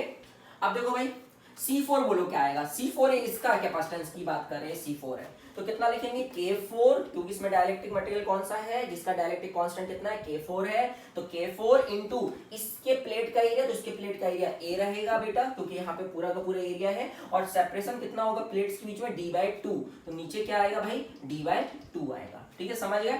तो अब 1/CA अपन इसको कैसे लिख सकते हैं, 1/CAB कितना आ जाएगा, इन तीनों का कॉम्बिनेशन का कितना आएगा पहले बताओ, इन तीनों का आएगा, अगर हम इन तीनों को एक सिंगल कैपेसिटर में कन्वर्ट करना चाहते हैं तो तीनों पैरेलल में, तो पैरेलल में क्या होता है हमारा C equivalent, C1 plus C2 plus C3, तो इसका कितना आ जाएगा, C1 plus C2 plus C3, और ये C4, समझ में आई बात है ना। अब ये दोनों कैसे है आपस में, सीरीज में कैसे निकालते हैं, रजिस्टर का उल्टा होता है, तो पैरेलल के जैसे निकालते हैं। तो भैया ये A है B, तो हम कैसे लिखेंगे, यहाँ पे देखो C1/CAB इक्वल टू क्या लिखेंगे, देखो 1/C1 plus C2 plus C3 plus 1/C4, कैसे 1/R equivalent equal to 1/R1 plus 1/R2, तो यहाँ पे 2 है, ये C1 plus C2 plus C3 है, ये C4 है, तो ऐसे लिखेंगे अपन। अब CAB अभी मैंने बताया था किसके बराबर लिखेंगे अपन, KA epsilon naught by D, अभी समझ में आ गया हो, मैंने यहाँ लिखा हुआ था, है ना, 1/, अब देखो यार C1 क्या कॉमन है, पहले अपन इन तीनों में क्या कॉमन दिख रहा है, पहले अपन कॉमन चीज को बाहर ले लेते हैं। क्या कॉमन दिख रहा है, मुझे दिख रहा है भाई ये 2, तो ऊपर चला जाएगा तो क्या कॉमन दिख रहा है 2a/3 एप्सिलॉन नॉट, इतना मुझे कॉमन दिख रहा है। आपको दिख रहा है कि नहीं दिख रहा है भाई, 2/3 सब में आएंगे है ना, और a और एप्सिलॉन नॉट और नीचे d आएगा, तो इतना नीचे d भी आएगा, ठीक है। अब अंदर क्या आ जाएगा देखो भाई, क्या क्या आ गया 2, इसको पहले अपन कर लेते हैं। अच्छा k1, यहाँ क्या आ जाएगा भाई k2, और यहाँ कितना आ जाएगा बेटा k3, कितने आ जाएगा a कॉमन लेने के बाद आ जाएगा, प्लस 1/c4, c4 ये लिखा हुआ है, इसमें देखो a epsilon naught 2 a epsilon naught by d k4 ऐसे लिख लेते हैं। अब देखो a epsilon naught by d a epsilon naught by d a epsilon naught by d cancel out हो जाएगा, तो कितना आएगा भाई देखो, और a भी कैंसिल आउट हो जाएगा, तो कितना आएगा 1/k इज इक्वल टू कितना आएगा भाई 1/, ये 3 कहाँ चला जाएगा ऊपर, तो 3/2 k1 plus k2 plus k3, और यहाँ कितना आएगा 1/2 k4, ठीक है, ये अपना आंसर है। अब ये ऑप्शन में से देख लो भाई साहब, तो ये रिलेशन हो गया k1 k2 k3 और k4 में। उन्होंने क्या किया, इस 2 को वो यहाँ ले गए हैं, तो अपन इसको ऐसे भी लिख सकते हैं, देखो इस 2 को अगर अपन यहाँ से यहाँ लिख सकते हैं ना, तो ये आंसर है। तो ऐसे अपन कर सकते हैं इस प्रॉब्लम को, अच्छा प्रॉब्लम था। चलो नेक्स्ट प्रॉब्लम देखते हैं अपन। चलिए नेक्स्ट प्रॉब्लम देखते हैं। A capacitor of 2 microfarad is charged as shown in figure, मतलब हमने एक 2 माइक्रोफैराड का कैपेसिटर है जिसको हमने बैटरी लगा के 20 वोल्ट की बैटरी लगा के चार्ज किया है, ठीक है, बढ़िया है बात, सब कुछ हमारा भी टर्मिनल 1 से कनेक्टेड है। अब क्या बोलता है, when the switch is S is turned to position 2, ये अपना स्विच S है, इसको जब हमने पोजीशन 2 में कर दिया, मतलब यहाँ से निकाल के ऐसे कर दिया, तो हमसे पूछा जाता है the percentage of its stored energy dissipated, मतलब हमसे पूछा जाए लॉस कितना होता है इस प्रोसेस में, what is the loss in the electrostatic potential energy जब हम इस स्विच को 1 पोजीशन से कहां पे टर्न कर देते हैं, 2 पोजीशन पे लेके आते हैं, 1 से 2 में शिफ्ट कर देते हैं, ठीक है। तो हुआ क्या अपन समझते हैं, तो जब 1 से कनेक्टेड था तो हमें पता है ये वाला कैपेसिटर हमारा चार्ज हो गया होगा, कितना चार्ज हो गया, इसमें पोटेंशियल कितना आ गया होगा, इसमें v पोटेंशियल आ गया होगा, ठीक है। तो पहले हमारी जो इलेक्ट्रोस्टैटिक पोटेंशियल एनर्जी स्टोर हुई होगी, ये तो अनचार्ज था पहले, तो इसमें तो जीरो रही होगी एनर्जी, इसमें एनर्जी स्टोर हो गई होगी, कितनी हो गई होगी 1/2 × 2 × v का स्क्वायर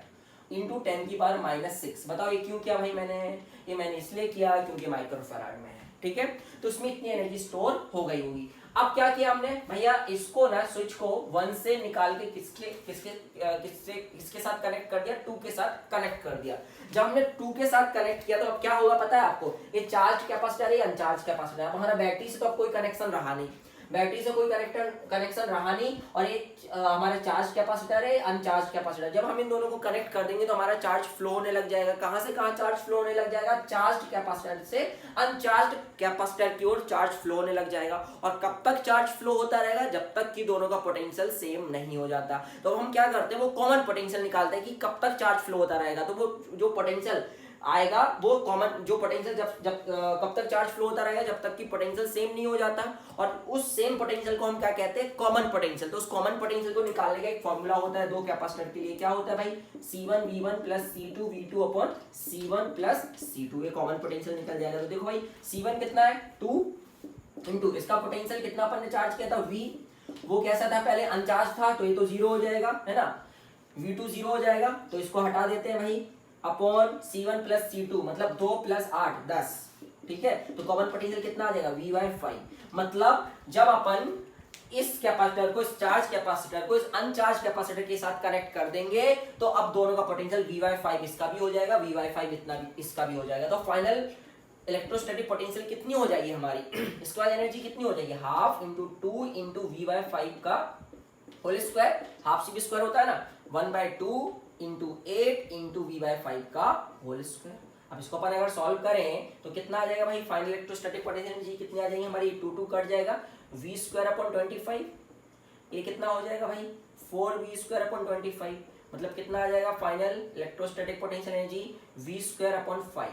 तो देखो भाई इंटू 10⁻⁶ कर लेना, इंटू -6 जूल।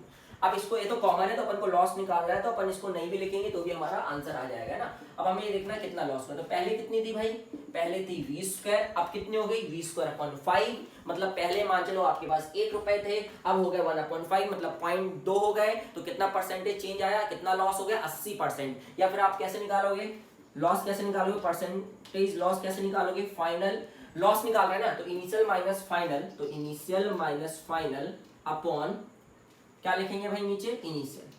ठीक है, इसको अपन सॉल्व कर लेंगे इनटू 100, क्योंकि हमें परसेंटेज में निकालना है। जब आप इसको सॉल्व करोगे तो कितना आएगा भाई, 80% आएगा। मतलब हमारी एनर्जी का कितना लॉस हो गया, 80%। कब हो गया, जब हमने अपने स्विच को 1 से डिस्कनेक्ट किया और किसके साथ जोड़ दिया, 2 टर्मिनल के साथ जोड़ दिया। चलो अब देखते हैं नेक्स्ट प्रॉब्लम।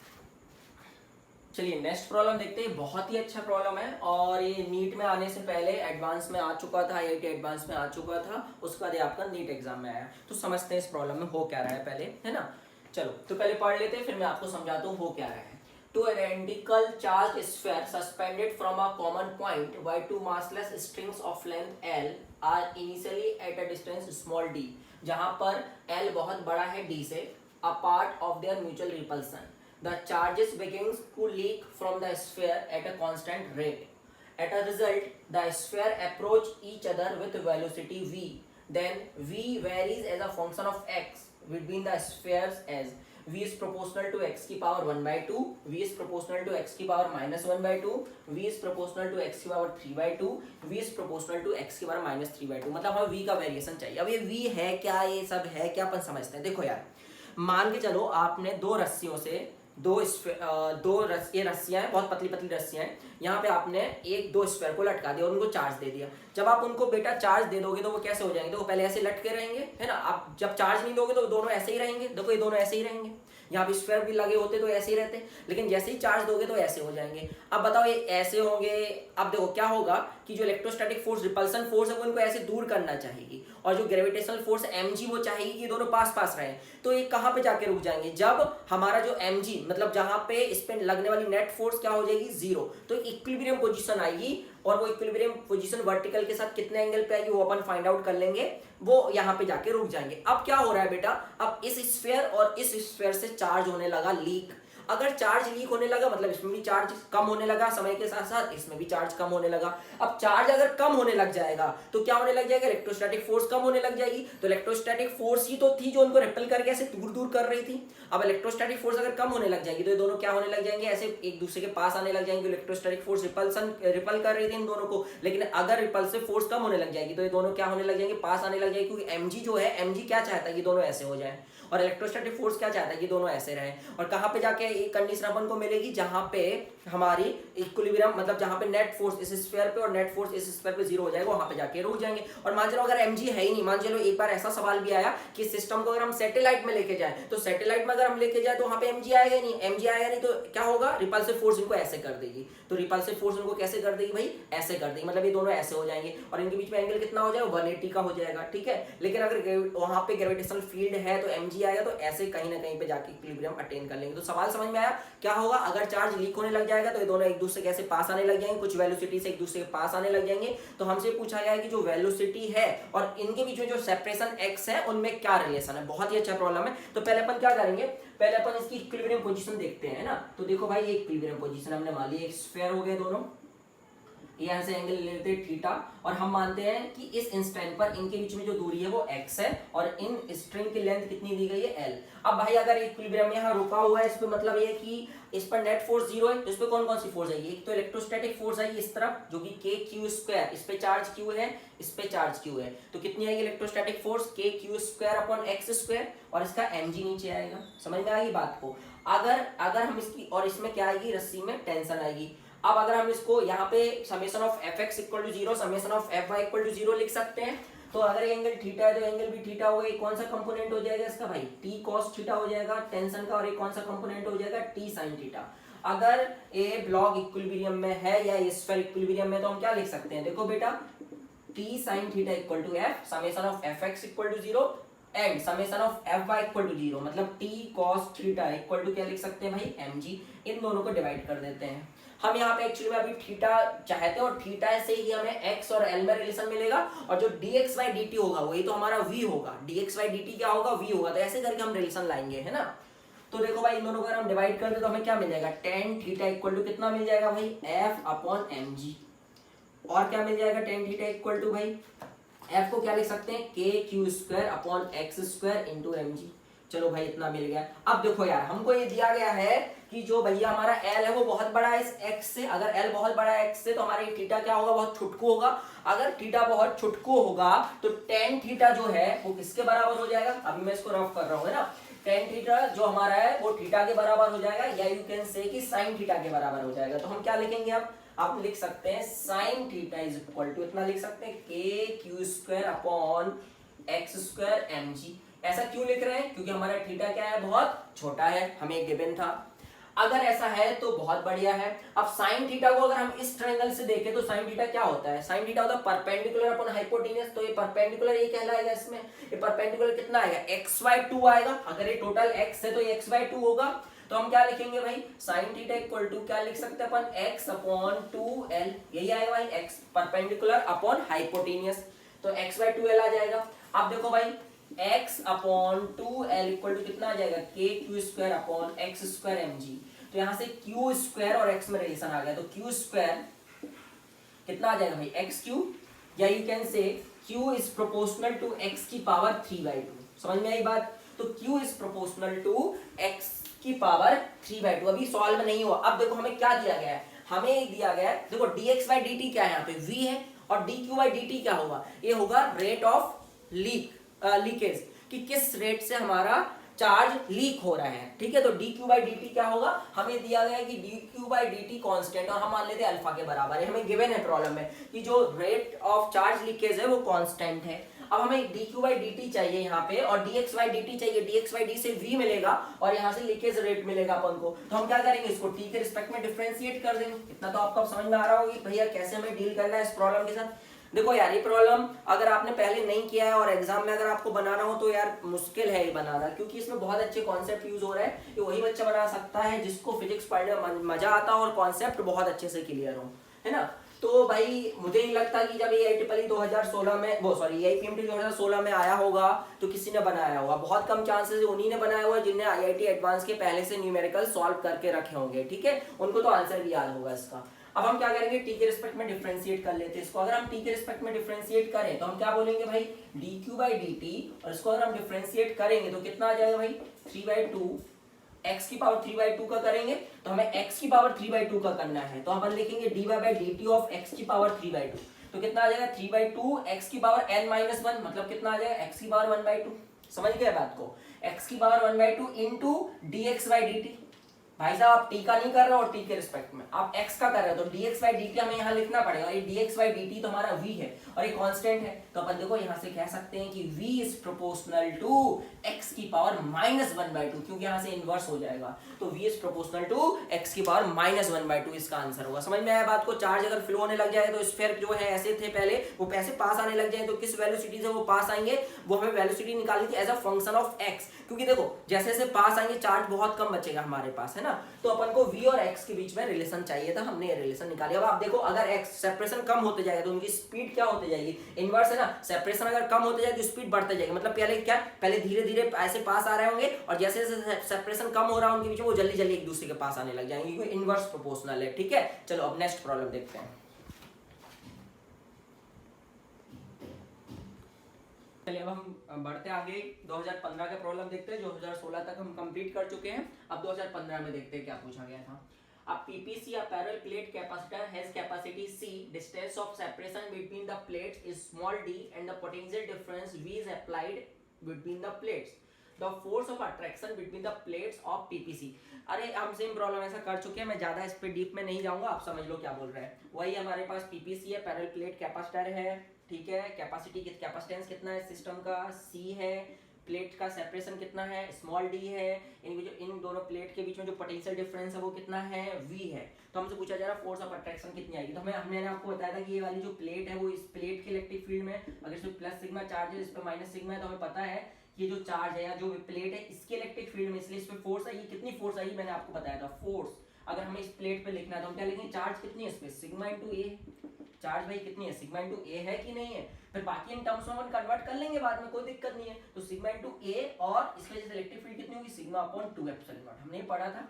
तो कितनी आ गई भाई, फोर्स ऑफ अट्रैक्शन कितनी आ जाएगी, सिग्मा स्क्वायर इनटू ए अपॉन 2 एप्सिलॉन। लेकिन मुझे किस पैरामीटर्स में चाहिए, हमें चाहिए सी के टर्म्स में, डी के टर्म्स में और वी के टर्म्स में, मतलब अभी हमें बहुत सारी चीजों को एलिमिनेट करना होगा। तो अब देखो फोर्स को हम क्या लिख सकते हैं, सिग्मा को क्या लिख सकते हैं, charge into charge upon area, तो कितना हो जाएगा Q square upon 2a epsilon not. अब क्यू की जगह हम क्या लिख सकते हैं, सीवी, हमें जानते हैं या फिर हम ये भी कह सकते हैं कि जो सी होता है सिस्टम का वो होता है इतना, तो हम सी डी की जगह ए एप्सिलॉन नॉट की जगह क्या लिख सकते हैं, ए एप्सिलॉन नॉट की जगह हम लिख सकते हैं सी डी, तो हम क्या लिख लेंगे, फोर्स इज इक्वल टू, हम क्या लिखेंगे, अच्छा क्यू की जगह सी स्क्वायर वी स्क्वायर हो जाएगा, तो C square V square upon 2 A epsilon naught की जगह पे क्या लिख सकते हैं, सी इंटू डी, तो एक सी सी कट जाएगा तो कितना आएगा भाई, सी वी स्क्वायर अपॉन 2d। तो इन पैरामीटर्स में चाहिए था सी डी वी, देखो उन्हीं पैरामीटर्स में है कि नहीं है फोर्स, तो सी वी स्क्वायर अपॉन, देखिए ये सब फोर्स के फॉर्मूले हैं। अब किस टर्म्स में किस पैरामीटर्स में पूछा जा रहा है, किस वेरिएबल्स के टर्म्स में पूछा जा रहा है, उस हिसाब से आप सॉल्व कर सकते हो, कोई दिक्कत नहीं होनी चाहिए आपको। चलो भाई 2016 का नेक्स्ट प्रॉब्लम देखते हैं अपन लोग। नेक्स्ट प्रॉब्लम देखते हैं, हमें पोटेंशियल फंक्शन दिया हुआ है, मतलब हमें स्केलर फंक्शन दिया हुआ है और हमें वेक्टर फंक्शन निकालना है, हमें इलेक्ट्रिक फील्ड निकालना है। ये मैथमेटिकल कॉन्सेप्ट है कि इलेक्ट्रिक फील्ड से कैसे हम पोटेंशियल डिफरेंस निकाल सकते हैं। अगर हमें इलेक्ट्रिक फील्ड दी हुई तो हमें पोटेंशियल डिफरेंस निकालते आना चाहिए दो पॉइंट के बीच में, और अगर हमें पोटेंशियल दिया है, स्केलर फंक्शन दिया है, तो हमें वेक्टर फंक्शन निकालते आना चाहिए, मतलब इलेक्ट्रिक फील्ड निकालते आना चाहिए। तो कैसे हम मैथमेटिकली निकाल सकते हैं, तो इसका एक फॉर्मूला होता है, वो मैं आपको बता देता हूँ। जो इलेक्ट्रिक फील्ड होती है वो होती है grad of minus grad of V. अब ग्रेड कहलाता है, ग्रेडियंट कहलाता है। इसका मतलब क्या होता है, इसका मतलब होता है जो डेल्टा होता है, इसका मतलब होता है minus delta by delta x i cap, minus तो अपन यहाँ लगा हुआ है तो ये नहीं लगाना है, plus delta by delta y j cap plus delta by delta z के कैप। ये डेल्टा मतलब होता है पार्शियल डिफरेंशिएशन, मतलब हमें v का पार्शियल, यहाँ पे अगर अपन इसको लिखेंगे तो ये क्या हो जाएगा, देखो भाई इलेक्ट्रिक फील्ड क्या हो जाएगी, minus delta v by delta x i cap plus delta v by delta y j cap plus delta v by delta z के कैप, ये हो जाएगा भाई। अब देखो भाई ये डेल्टा का मतलब क्या होता है, पार्शियल डिफरेंशिएशन, मतलब एक ही हम v को x के रिस्पेक्ट में डिफरेंशिएट कर रहे होंगे तो वेरिएबल y और z को हम कांस्टेंट मानेंगे, और जब हम y के रिस्पेक्ट में कर रहे होंगे तो हम x और z को कांस्टेंट मानेंगे, और जब हम z के रिस्पेक्ट में कर रहे होंगे तो हम x और y को कांस्टेंट मानेंगे। समझ में आई बात, तो ये कहलाता है पार्शियल डिफरेंशिएशन। और उसके बाद हमें किस पॉइंट पर चाहिए, तो हम क्या करेंगे, जो भी आएगा उसमें x बराबर 1 रख देंगे, y बराबर 1 रख देंगे, z बराबर 0 रख देंगे। कभी कभी हमसे इलेक्ट्रिक फील्ड ना पूछ के इस पॉइंट पर ये भी पूछ सकता था कि एक अगर हम चार्ज को रख दे तो उस पर फोर्स कितनी होगी, तो हम क्या करते भाई, हम इलेक्ट्रिक फील्ड निकाल लेते और फिर हम फोर्स निकालने के लिए क्या कर लेते, F vector equal to Q into E vector कर लेते भाई। मैग्नीट्यूड पूछ लेता तो हमें किसी भी वेक्टर का मैग्नीट्यूड निकालते आता है, अगर आई कैप जे कैप और के, अगर वो रेक्टेंगुलर कंपोनेंट्स में लिखा हुआ है तो उसका हमें मैग्नीट्यूड निकालते भी आता है, under root of coefficient of I cap का square plus coefficient of J cap का square plus coefficient of Z के कैप का स्क्वायर, हमें सब जानते हैं ना। तो अगर हमसे फोर्स भी पूछ सकता है, इलेक्ट्रिक फील्ड भी पूछा गया, एक बार प्रॉब्लम पूछा गया उसमें फोर्स पूछा गया था, एक बार इलेक्ट्रिक फील्ड पूछा गया था, एक बार electric field at X Y Z पूछा गया था, मतलब किसी पॉइंट पर नहीं पूछा गया था, तो वो भी हम सॉल्व कर सकते हैं। ठीक है, चलो भाई तो अब देखते हैं, हम करते हैं पार्शियल डिफरेंशिएशन। अगर करें तो देखो क्या हो जाएगा, अब मैं डायरेक्ट करूंगा, आप लोग समझेंगे अच्छे से। देखिए अगर हम x के रिस्पेक्ट में करेंगे तो y और z को कांस्टेंट लेना है, मतलब ये वाला टर्म पूरा का पूरा कांस्टेंट हो जाएगा, ये वाला टर्म भी पूरा का पूरा कांस्टेंट हो जाएगा, सिर्फ ये वाला टर्म बचेगा, और इसमें भी हमारा 6 into y कांस्टेंट हो जाएगा तो 6y बाहर आ जाएगा, और x का x के रिस्पेक्ट में करेंगे तो 1 आ जाएगा, मतलब क्या बचेगा यहाँ पे 6y आई कैप। अब बात करते हैं यहाँ की, तो यहाँ की ये देखो x और z कांस्टेंट हो जाएंगे, मतलब x और z कांस्टेंट हो जाएंगे, और y इसमें है, इसमें तो तीनों आएंगे, तो देखो 6x कांस्टेंट हो जाएगा, तो यहाँ पे कितना लिखेंगे अपन 6x, और माइनस y का कितना हो जाएगा 1, मतलब -1 हो जाएगा, और इसका कितना आ जाएगा 2z कांस्टेंट है तो ये बाहर आ जाएगा, और y का y के रिस्पेक्ट में करोगे तो कितना हो जाएगा 1 हो जाएगा, मतलब कितना बचेगा प्लस 2z j कैप। ठीक है, फिर उसके बाद क्या होगा भाई, उसके बाद हमारा लास्ट हमें किसके रिस्पेक्ट में करना है, z के रिस्पेक्ट में करना है, taking x and y as constant. तो x और y को कांस्टेंट लोगे तो पूरा टर्म कांस्टेंट हो जाएगा, ए पी टर्म कांस्टेंट हो जाएगा, तो इन दोनों का डिफरेंशिएशन 0 हो जाएगा, सिर्फ इस वाले का बचेगा, इस वाले का बचेगा भाई। तो देखो इसमें 2y क्या हो जाएगा कांस्टेंट, तो 2y बाहर आ जाएगा, 2y बाहर आ जाएगा, और z का जब हम z के रिस्पेक्ट में करेंगे तो 1 हो जाएगा, तो यहाँ पे कितना आ जाएगा 2y, क्या लिखेंगे अपन यहाँ पे भाई k कैप। ये आ गया अपना electric field at any x Y z. लेकिन हमें क्या निकालना है, हमें इस पॉइंट पर निकालना है। मतलब हम क्या करेंगे इसमें, x इक्वल टू कितना रख देंगे 1 रख देंगे, y इक्वल टू 1 रख देंगे और z इक्वल टू कितना रख देंगे भाई 0 रख देंगे। तो हमें इस पॉइंट पर इलेक्ट्रिक फील्ड इंटेंसिटी पता चल जाएगी। तो रखो भाई, अगर y इक्वल टू 1 रखेंगे तो ये माइनस को मत भूलना है ना, माइनस रखा रहने दो। तो 1 को रखेंगे तो कितना हो जाएगा 6i कैप हो जाएगा। यहाँ पे x को 1 रखेंगे, ये -1 है तो 6 - 1 5 हो जाएगा, 5 + 2 5 प्लस z को 0 रखना चाहिए तो 0 हो जाएगा। तो मतलब कितना बचेगा 5 बचेगा यहाँ पे, तो 5 j कैप। और यहाँ पे क्या होगा भाई, y को 1 रखेंगे तो कितना आ जाएगा +2 k कैप। तो इसका आंसर है, ठीक है, समझ में आ गया। चलो अब नेक्स्ट प्रॉब्लम की ओर मूव करते हैं। चलिए नेक्स्ट प्रॉब्लम देखते हैं। The electric field in a certain region is acting radially outward and is given by E equal to A into R, जहाँ पे R आपका रेडियल डिस्टेंस है ना।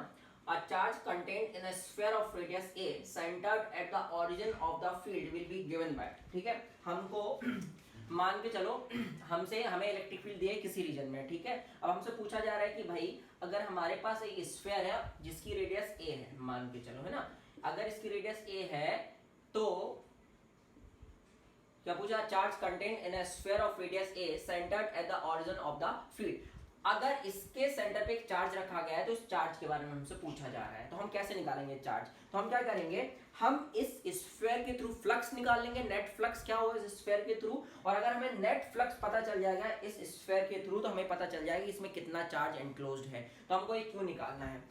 अब आप समझिए कि अगर हम इस पॉइंट पे, अपना गॉसियन सरफेस हो गया मान के चलो, है ना। तो इस पॉइंट पे जो अपनी इलेक्ट्रिक फील्ड होगी वो कितनी होगी, रेडियली आउटवर्ड होगी। ये लिखा हुआ है कि एक्टिंग रेडियली आउटवर्ड, तो रेडियली आउटवर्ड होगी और इसका एरिया वेक्टर भी ऐसे ही होता है, एन कैप भी ऐसी होगा और इलेक्ट्रिक फील्ड भी ऐसी होगी, दोनों पैरेलल हो जाएंगे आपस में, है ना। तो अब इलेक्ट्रिक फील्ड का मैग्नीट्यूड कितना होगा इस पॉइंट पर, देखिए ये डिस्टेंस कितना है, ये डिस्टेंस है a के बराबर, है ना। और a इंटू आर है, आर क्या डिस्टेंस फ्रॉम द ऑरिजिन है ना। तो हमें कितनी दूर पर निकालना है, a दूरी पर निकालना है। अगर डिस्टेंस ऑरिजिन से a दूरी पर तो अपनी इलेक्ट्रिक फील्ड कितनी हो जाएगी, तो इलेक्ट्रिक फील्ड इस पॉइंट पर कितनी हो जाएगी, इलेक्ट्रिक फील्ड हो जाएगी बेटा capital A into small a, ये हो जाएगी इलेक्ट्रिक फील्ड। फ्लक्स निकालने के लिए अपन को इस गॉसियन सरफेस से अगर फ्लक्स निकालना है तो फ्लक्स क्या होता है अपना E डॉट ds, यही होता है फ्लक्स। इंटीग्रल कर लेते हैं अपन इसका, है ना, यही अपना फाई नेट होता है और यही अपन किसके बराबर लिख लेंगे q अपॉन एप्सिलॉन नॉट के। E कितना है, इलेक्ट्रिक फील्ड कितनी है इस पॉइंट पर, a इंटू स्मॉल a है। और इसका मतलब क्या होता है, इस गॉसियन सरफेस का एरिया, एरिया गॉसियन सरफेस कैसा है यहाँ पे स्फेरिकल है। अगर स्फेरिकल, अच्छा ये दोनों कैसे हैं पैरेलल है, तो cos थीटा 0 हो जाएगा, मतलब cos थीटा 0 हो जाएगा तो cos 0 कितना हो जाएगा 1 हो जाएगा, इसलिए वो अपन लिख नहीं रहे। ds का अगर आप इंटीग्रल करें, इसका मतलब ds इंटीग्रल का मतलब ये होगा कि इसका हमें क्या निकालना है बेटा, सरफेस एरिया। तो सरफेस एरिया क्या होगा इस स्फीयर का 4 पाई इंटू a स्क्वायर होगा, क्योंकि स्फीयर है तो सरफेस एरिया होता है 4 पाई इंटू रेडियस का स्क्वायर, रेडियस स्मॉल a है, इक्वल टू क्या लिखेंगे अपन q अपॉन एप्सिलॉन नॉट। भैया q कितना आ जाएगा, q आ जाएगा 4 पाई epsilon not capital A into small a का क्यूब, ये अपना आंसर है। तो ऐसे अपन निकाले, अपन ने क्या किया, अपन ने स्फीयर के थ्रू क्या निकाल लिया भाई, इस स्फीयर के थ्रू फ्लक्स निकाल लिया। फ्लक्स पता चल गया तो हमें पता चल गया कि इस स्फीयर के अंदर कितना चार्ज एनक्लोज्ड है और हमने वो चार्ज निकाल लिया। चलो लास्ट प्रॉब्लम देखते हैं 2016 का, जो हमसे पूछा गया था एग्जाम में। चलिए जल्दी से लास्ट प्रॉब्लम देख लेते हैं अपन 2016 का, है ना। PPC of capacitance C is connected to a cell of EMF V and then disconnected from it। मतलब हमारे पास एक पैरेलल प्लेट कैपेसिटर था, उसको हमने एक बैटरी से कनेक्ट किया, मतलब उसको चार्ज किया हमने अप टू पोटेंशियल V, फिर हमने उसको डिस्कनेक्ट कर दिया। अगर हम डिस्कनेक्ट कर देते तो आपको पता हो रही चार्ज क्या होती है हमारी, कंजर्व होती है, मतलब चार्ज चेंज नहीं होती है। आप डाइलेक्ट्रिक को इंसर्ट भी कर दोगे तो चार्ज चेंज नहीं होगी, क्यों, क्योंकि भाई चार्ज कहाँ से आएगी, बैटरी तो आपने डिस्कनेक्ट कर दी और चार्ज क्या neither be created nor be destroy, तो फिर चार्ज आ नहीं सकती, चार्ज का सोर्स ही नहीं रहा, है ना। तो चार्ज हमारी क्या रहती है, कंजर्व रहती है। तो इसमें पूछा है which of the following is incorrect, तो सीधा सीधा charge on the capacitor is not conserved, ये इनकरेक्ट है। मतलब आंसर तो इसका बहुत जल्दी मिल जाएगा, लेकिन हम बाकी का ऑप्शन भी चेक करने वाले हैं अभी। तो इसका आंसर है charge on the capacitor is not conserved, ये इनकरेक्ट है, क्योंकि हमने इनकरेक्ट वाला पूछा गया। बाकी ए, सी और डी दीज आर करेक्ट, है ना। अब क्या डिस्कनेक्ट करने के बाद क्या किया था हमने, अ dielectric slab of dielectric constant K which can just fill the air gap of the capacitor is now inserted in it। हमने डाइलेक्ट्रिक स्लैब को इंसर्ट कर दिया। आपको पता हो इसमें दो केस बनते हैं, एक में क्या होता है बैटरी कनेक्टेड रहती है और एक में क्या रहता है बैटरी डिस्कनेक्टेड हो जाती है। तो कौन सा केस है जिसमें बैटरी डिस्कनेक्टेड हो जाती है। फिर पूछा which of the following is incorrect. तो देखो भाई पहले हमने हमने इसको चार्ज किया तो इस पे देखो चार्ज आ गया, मतलब हमने बैटरी से चार्ज किया तो इस पे चार्ज मान चलो Q हो गया, इसका कैपेसिटेंस C था, है ना, इसका पोटेंशियल V हो जाएगा, है ना, potential difference between the plates V रहेगा, और भी बहुत सारी चीजें हैं, सरफेस चार्ज डेंसिटी भी अपन चेक कर सकते हैं, बहुत सारी चीजें हैं। अब अपन ने क्या किया, पहले बैटरी से कनेक्ट किया तो ये सब पैरामीटर्स हो गए इसके, अब हमने डिस्कनेक्ट कर लिया और फिर हमने इसमें क्या कर दिया, एक डाइलेक्ट्रिक को इंसर्ट कर दिया जिसका डाइलेक्ट्रिक कांस्टेंट कितना है भाई, K है। अब क्या कांस्टेंट रहेगा यहाँ और यहाँ चार्ज कांस्टेंट रहेगी, मतलब चार्ज Q डैश हो गई जो कि किसके बराबर होगी, Q के बराबर होगी, क्योंकि चार्ज हमारी यहाँ पे कंजर्व रहेगी। क्यों, क्योंकि बैटरी हटा दी तो चार्ज कौन देगा, कोई नहीं दे सकता भाई चार्ज, तो चार्ज कंजर्व रहेगी। अब क्या पूछ, और सी के साथ क्या होगा, हमें पता है बैटरी कनेक्टेड रहे या डिस्कनेक्टेड रहे, कैपेसिटेंस हमेशा K टाइम्स बढ़ जाएगा। अगर आप कंप्लीट स्पेस को फिल कर देंगे तो कैपेसिटेंस कितना हो जाएगा, KC। अब बाकी चीजें आप अपने मन से निकाल सकते हो। अब हमें मान चलो पोटेंशियल डिफरेंस निकालना है across the plate, potential difference कैसे निकालेंगे, हम जानते हैं Q बराबर CV होता है बेटा, Q क्या रहा कांस्टेंट, कैपेसिटेंस क्या होगा K टाइम्स बढ़ा, तो पोटेंशियल को क्या होना पड़ेगा, K टाइम्स घटना पड़ेगा, मतलब पोटेंशियल K टाइम्स क्या हो जाएगा, डिक्रीज हो जाएगा।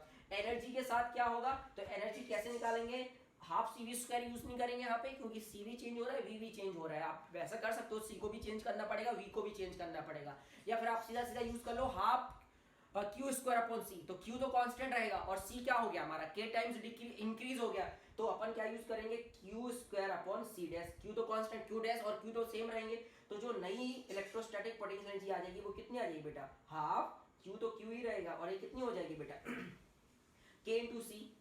तो पहले कितनी थी, अगर हम यहाँ पे बात करें तो कितनी थी भाई, 1/2 Q स्क्वायर अपॉन C, यहाँ पे कितनी हो गई 1/2 Q स्क्वायर अपॉन KC, मतलब K टाइम्स डिक्रीज हो गई। तो अब देखो ऑप्शन देखते हैं, the energy stored in the capacitor decreases K times, बिल्कुल सही है भाई साहब, K टाइम्स डिक्रीज हो गई, सही बात है। The potential difference between the plates decreases K times, देखो भैया पोटेंशियल डिफरेंस भी K टाइम्स डिक्रीज हो गया, मतलब ये भी स्टेटमेंट सही है। और ए ऑप्शन भी चेक कर लेते हैं, the change in energy stored, तो एनर्जी स्टोर्ड में चेंज कितना है, तो फाइनल कितनी हो गई भाई, फाइनल हो गई half Q square upon C, K को कॉमन मतलब इसको कॉमन ले लेते हैं दोनों में से, तो 1/K बचेगा यहाँ पे, और यहाँ पे -1 हो जाएगा, मतलब मैंने क्या किया फाइनल माइनस इनिशियल, जब इसमें से आप 1/2 Q स्क्वायर अपॉन C को कॉमन लोगे तो 1/K बचेगा, तो 1/K लिख दिया, और इसमें से 1/2 Q स्क्वायर अपॉन C पूरे को कॉमन ले लिया था, तो यहाँ पे -1 हो जाएगा, है ना। तो अपन ने क्या लिखा, चेंज कितना आ गया एनर्जी स्टोर्ड में 1/2 Q square upon C into 1/K -1, लेकिन यहाँ तो CV स्क्वायर, तो हमें जानते हैं कि Q बराबर कितना होगा, C इंटू V होगा, ठीक है। तो अब Q की जगह हम क्या लिख सकते हैं, C इंटू V लिख सकते हैं, तो कितना हो जाएगा CV स्क्वायर 1/K -1, यहाँ C स्क्वायर होगा, एक C के साथ उड़ जाएगा तो CV स्क्वायर हो जाएगा, है ना, इंटू 1/K -1, तो मतलब हमारा ए भी सही है, ए भी सही है, ए भी सही है, तो गलत कौन हो गया भाई, बी। अरे चार्ज कंजर्व रहता है बस, अगर बैटरी को, अच्छा मतलब बैटरी अगर कनेक्टेड रहती ना तो फिर पोटेंशियल डिफरेंस कांस्टेंट रहता, मतलब यहाँ पे V रहता तो यहाँ पे पोटेंशियल कांस्टेंट रखती बैटरी, है ना, और उस केस में चार्ज आपका क्या हो जाता, चार्ज क्या हो जाता, कैपेसिटेंस तो K टाइम्स वहां भी बढ़ता और इसको कांस्टेंट रहता, तो चार्ज भी आपकी K टाइम्स वहां बढ़ जाती अगर बैटरी कनेक्टेड रहती तो।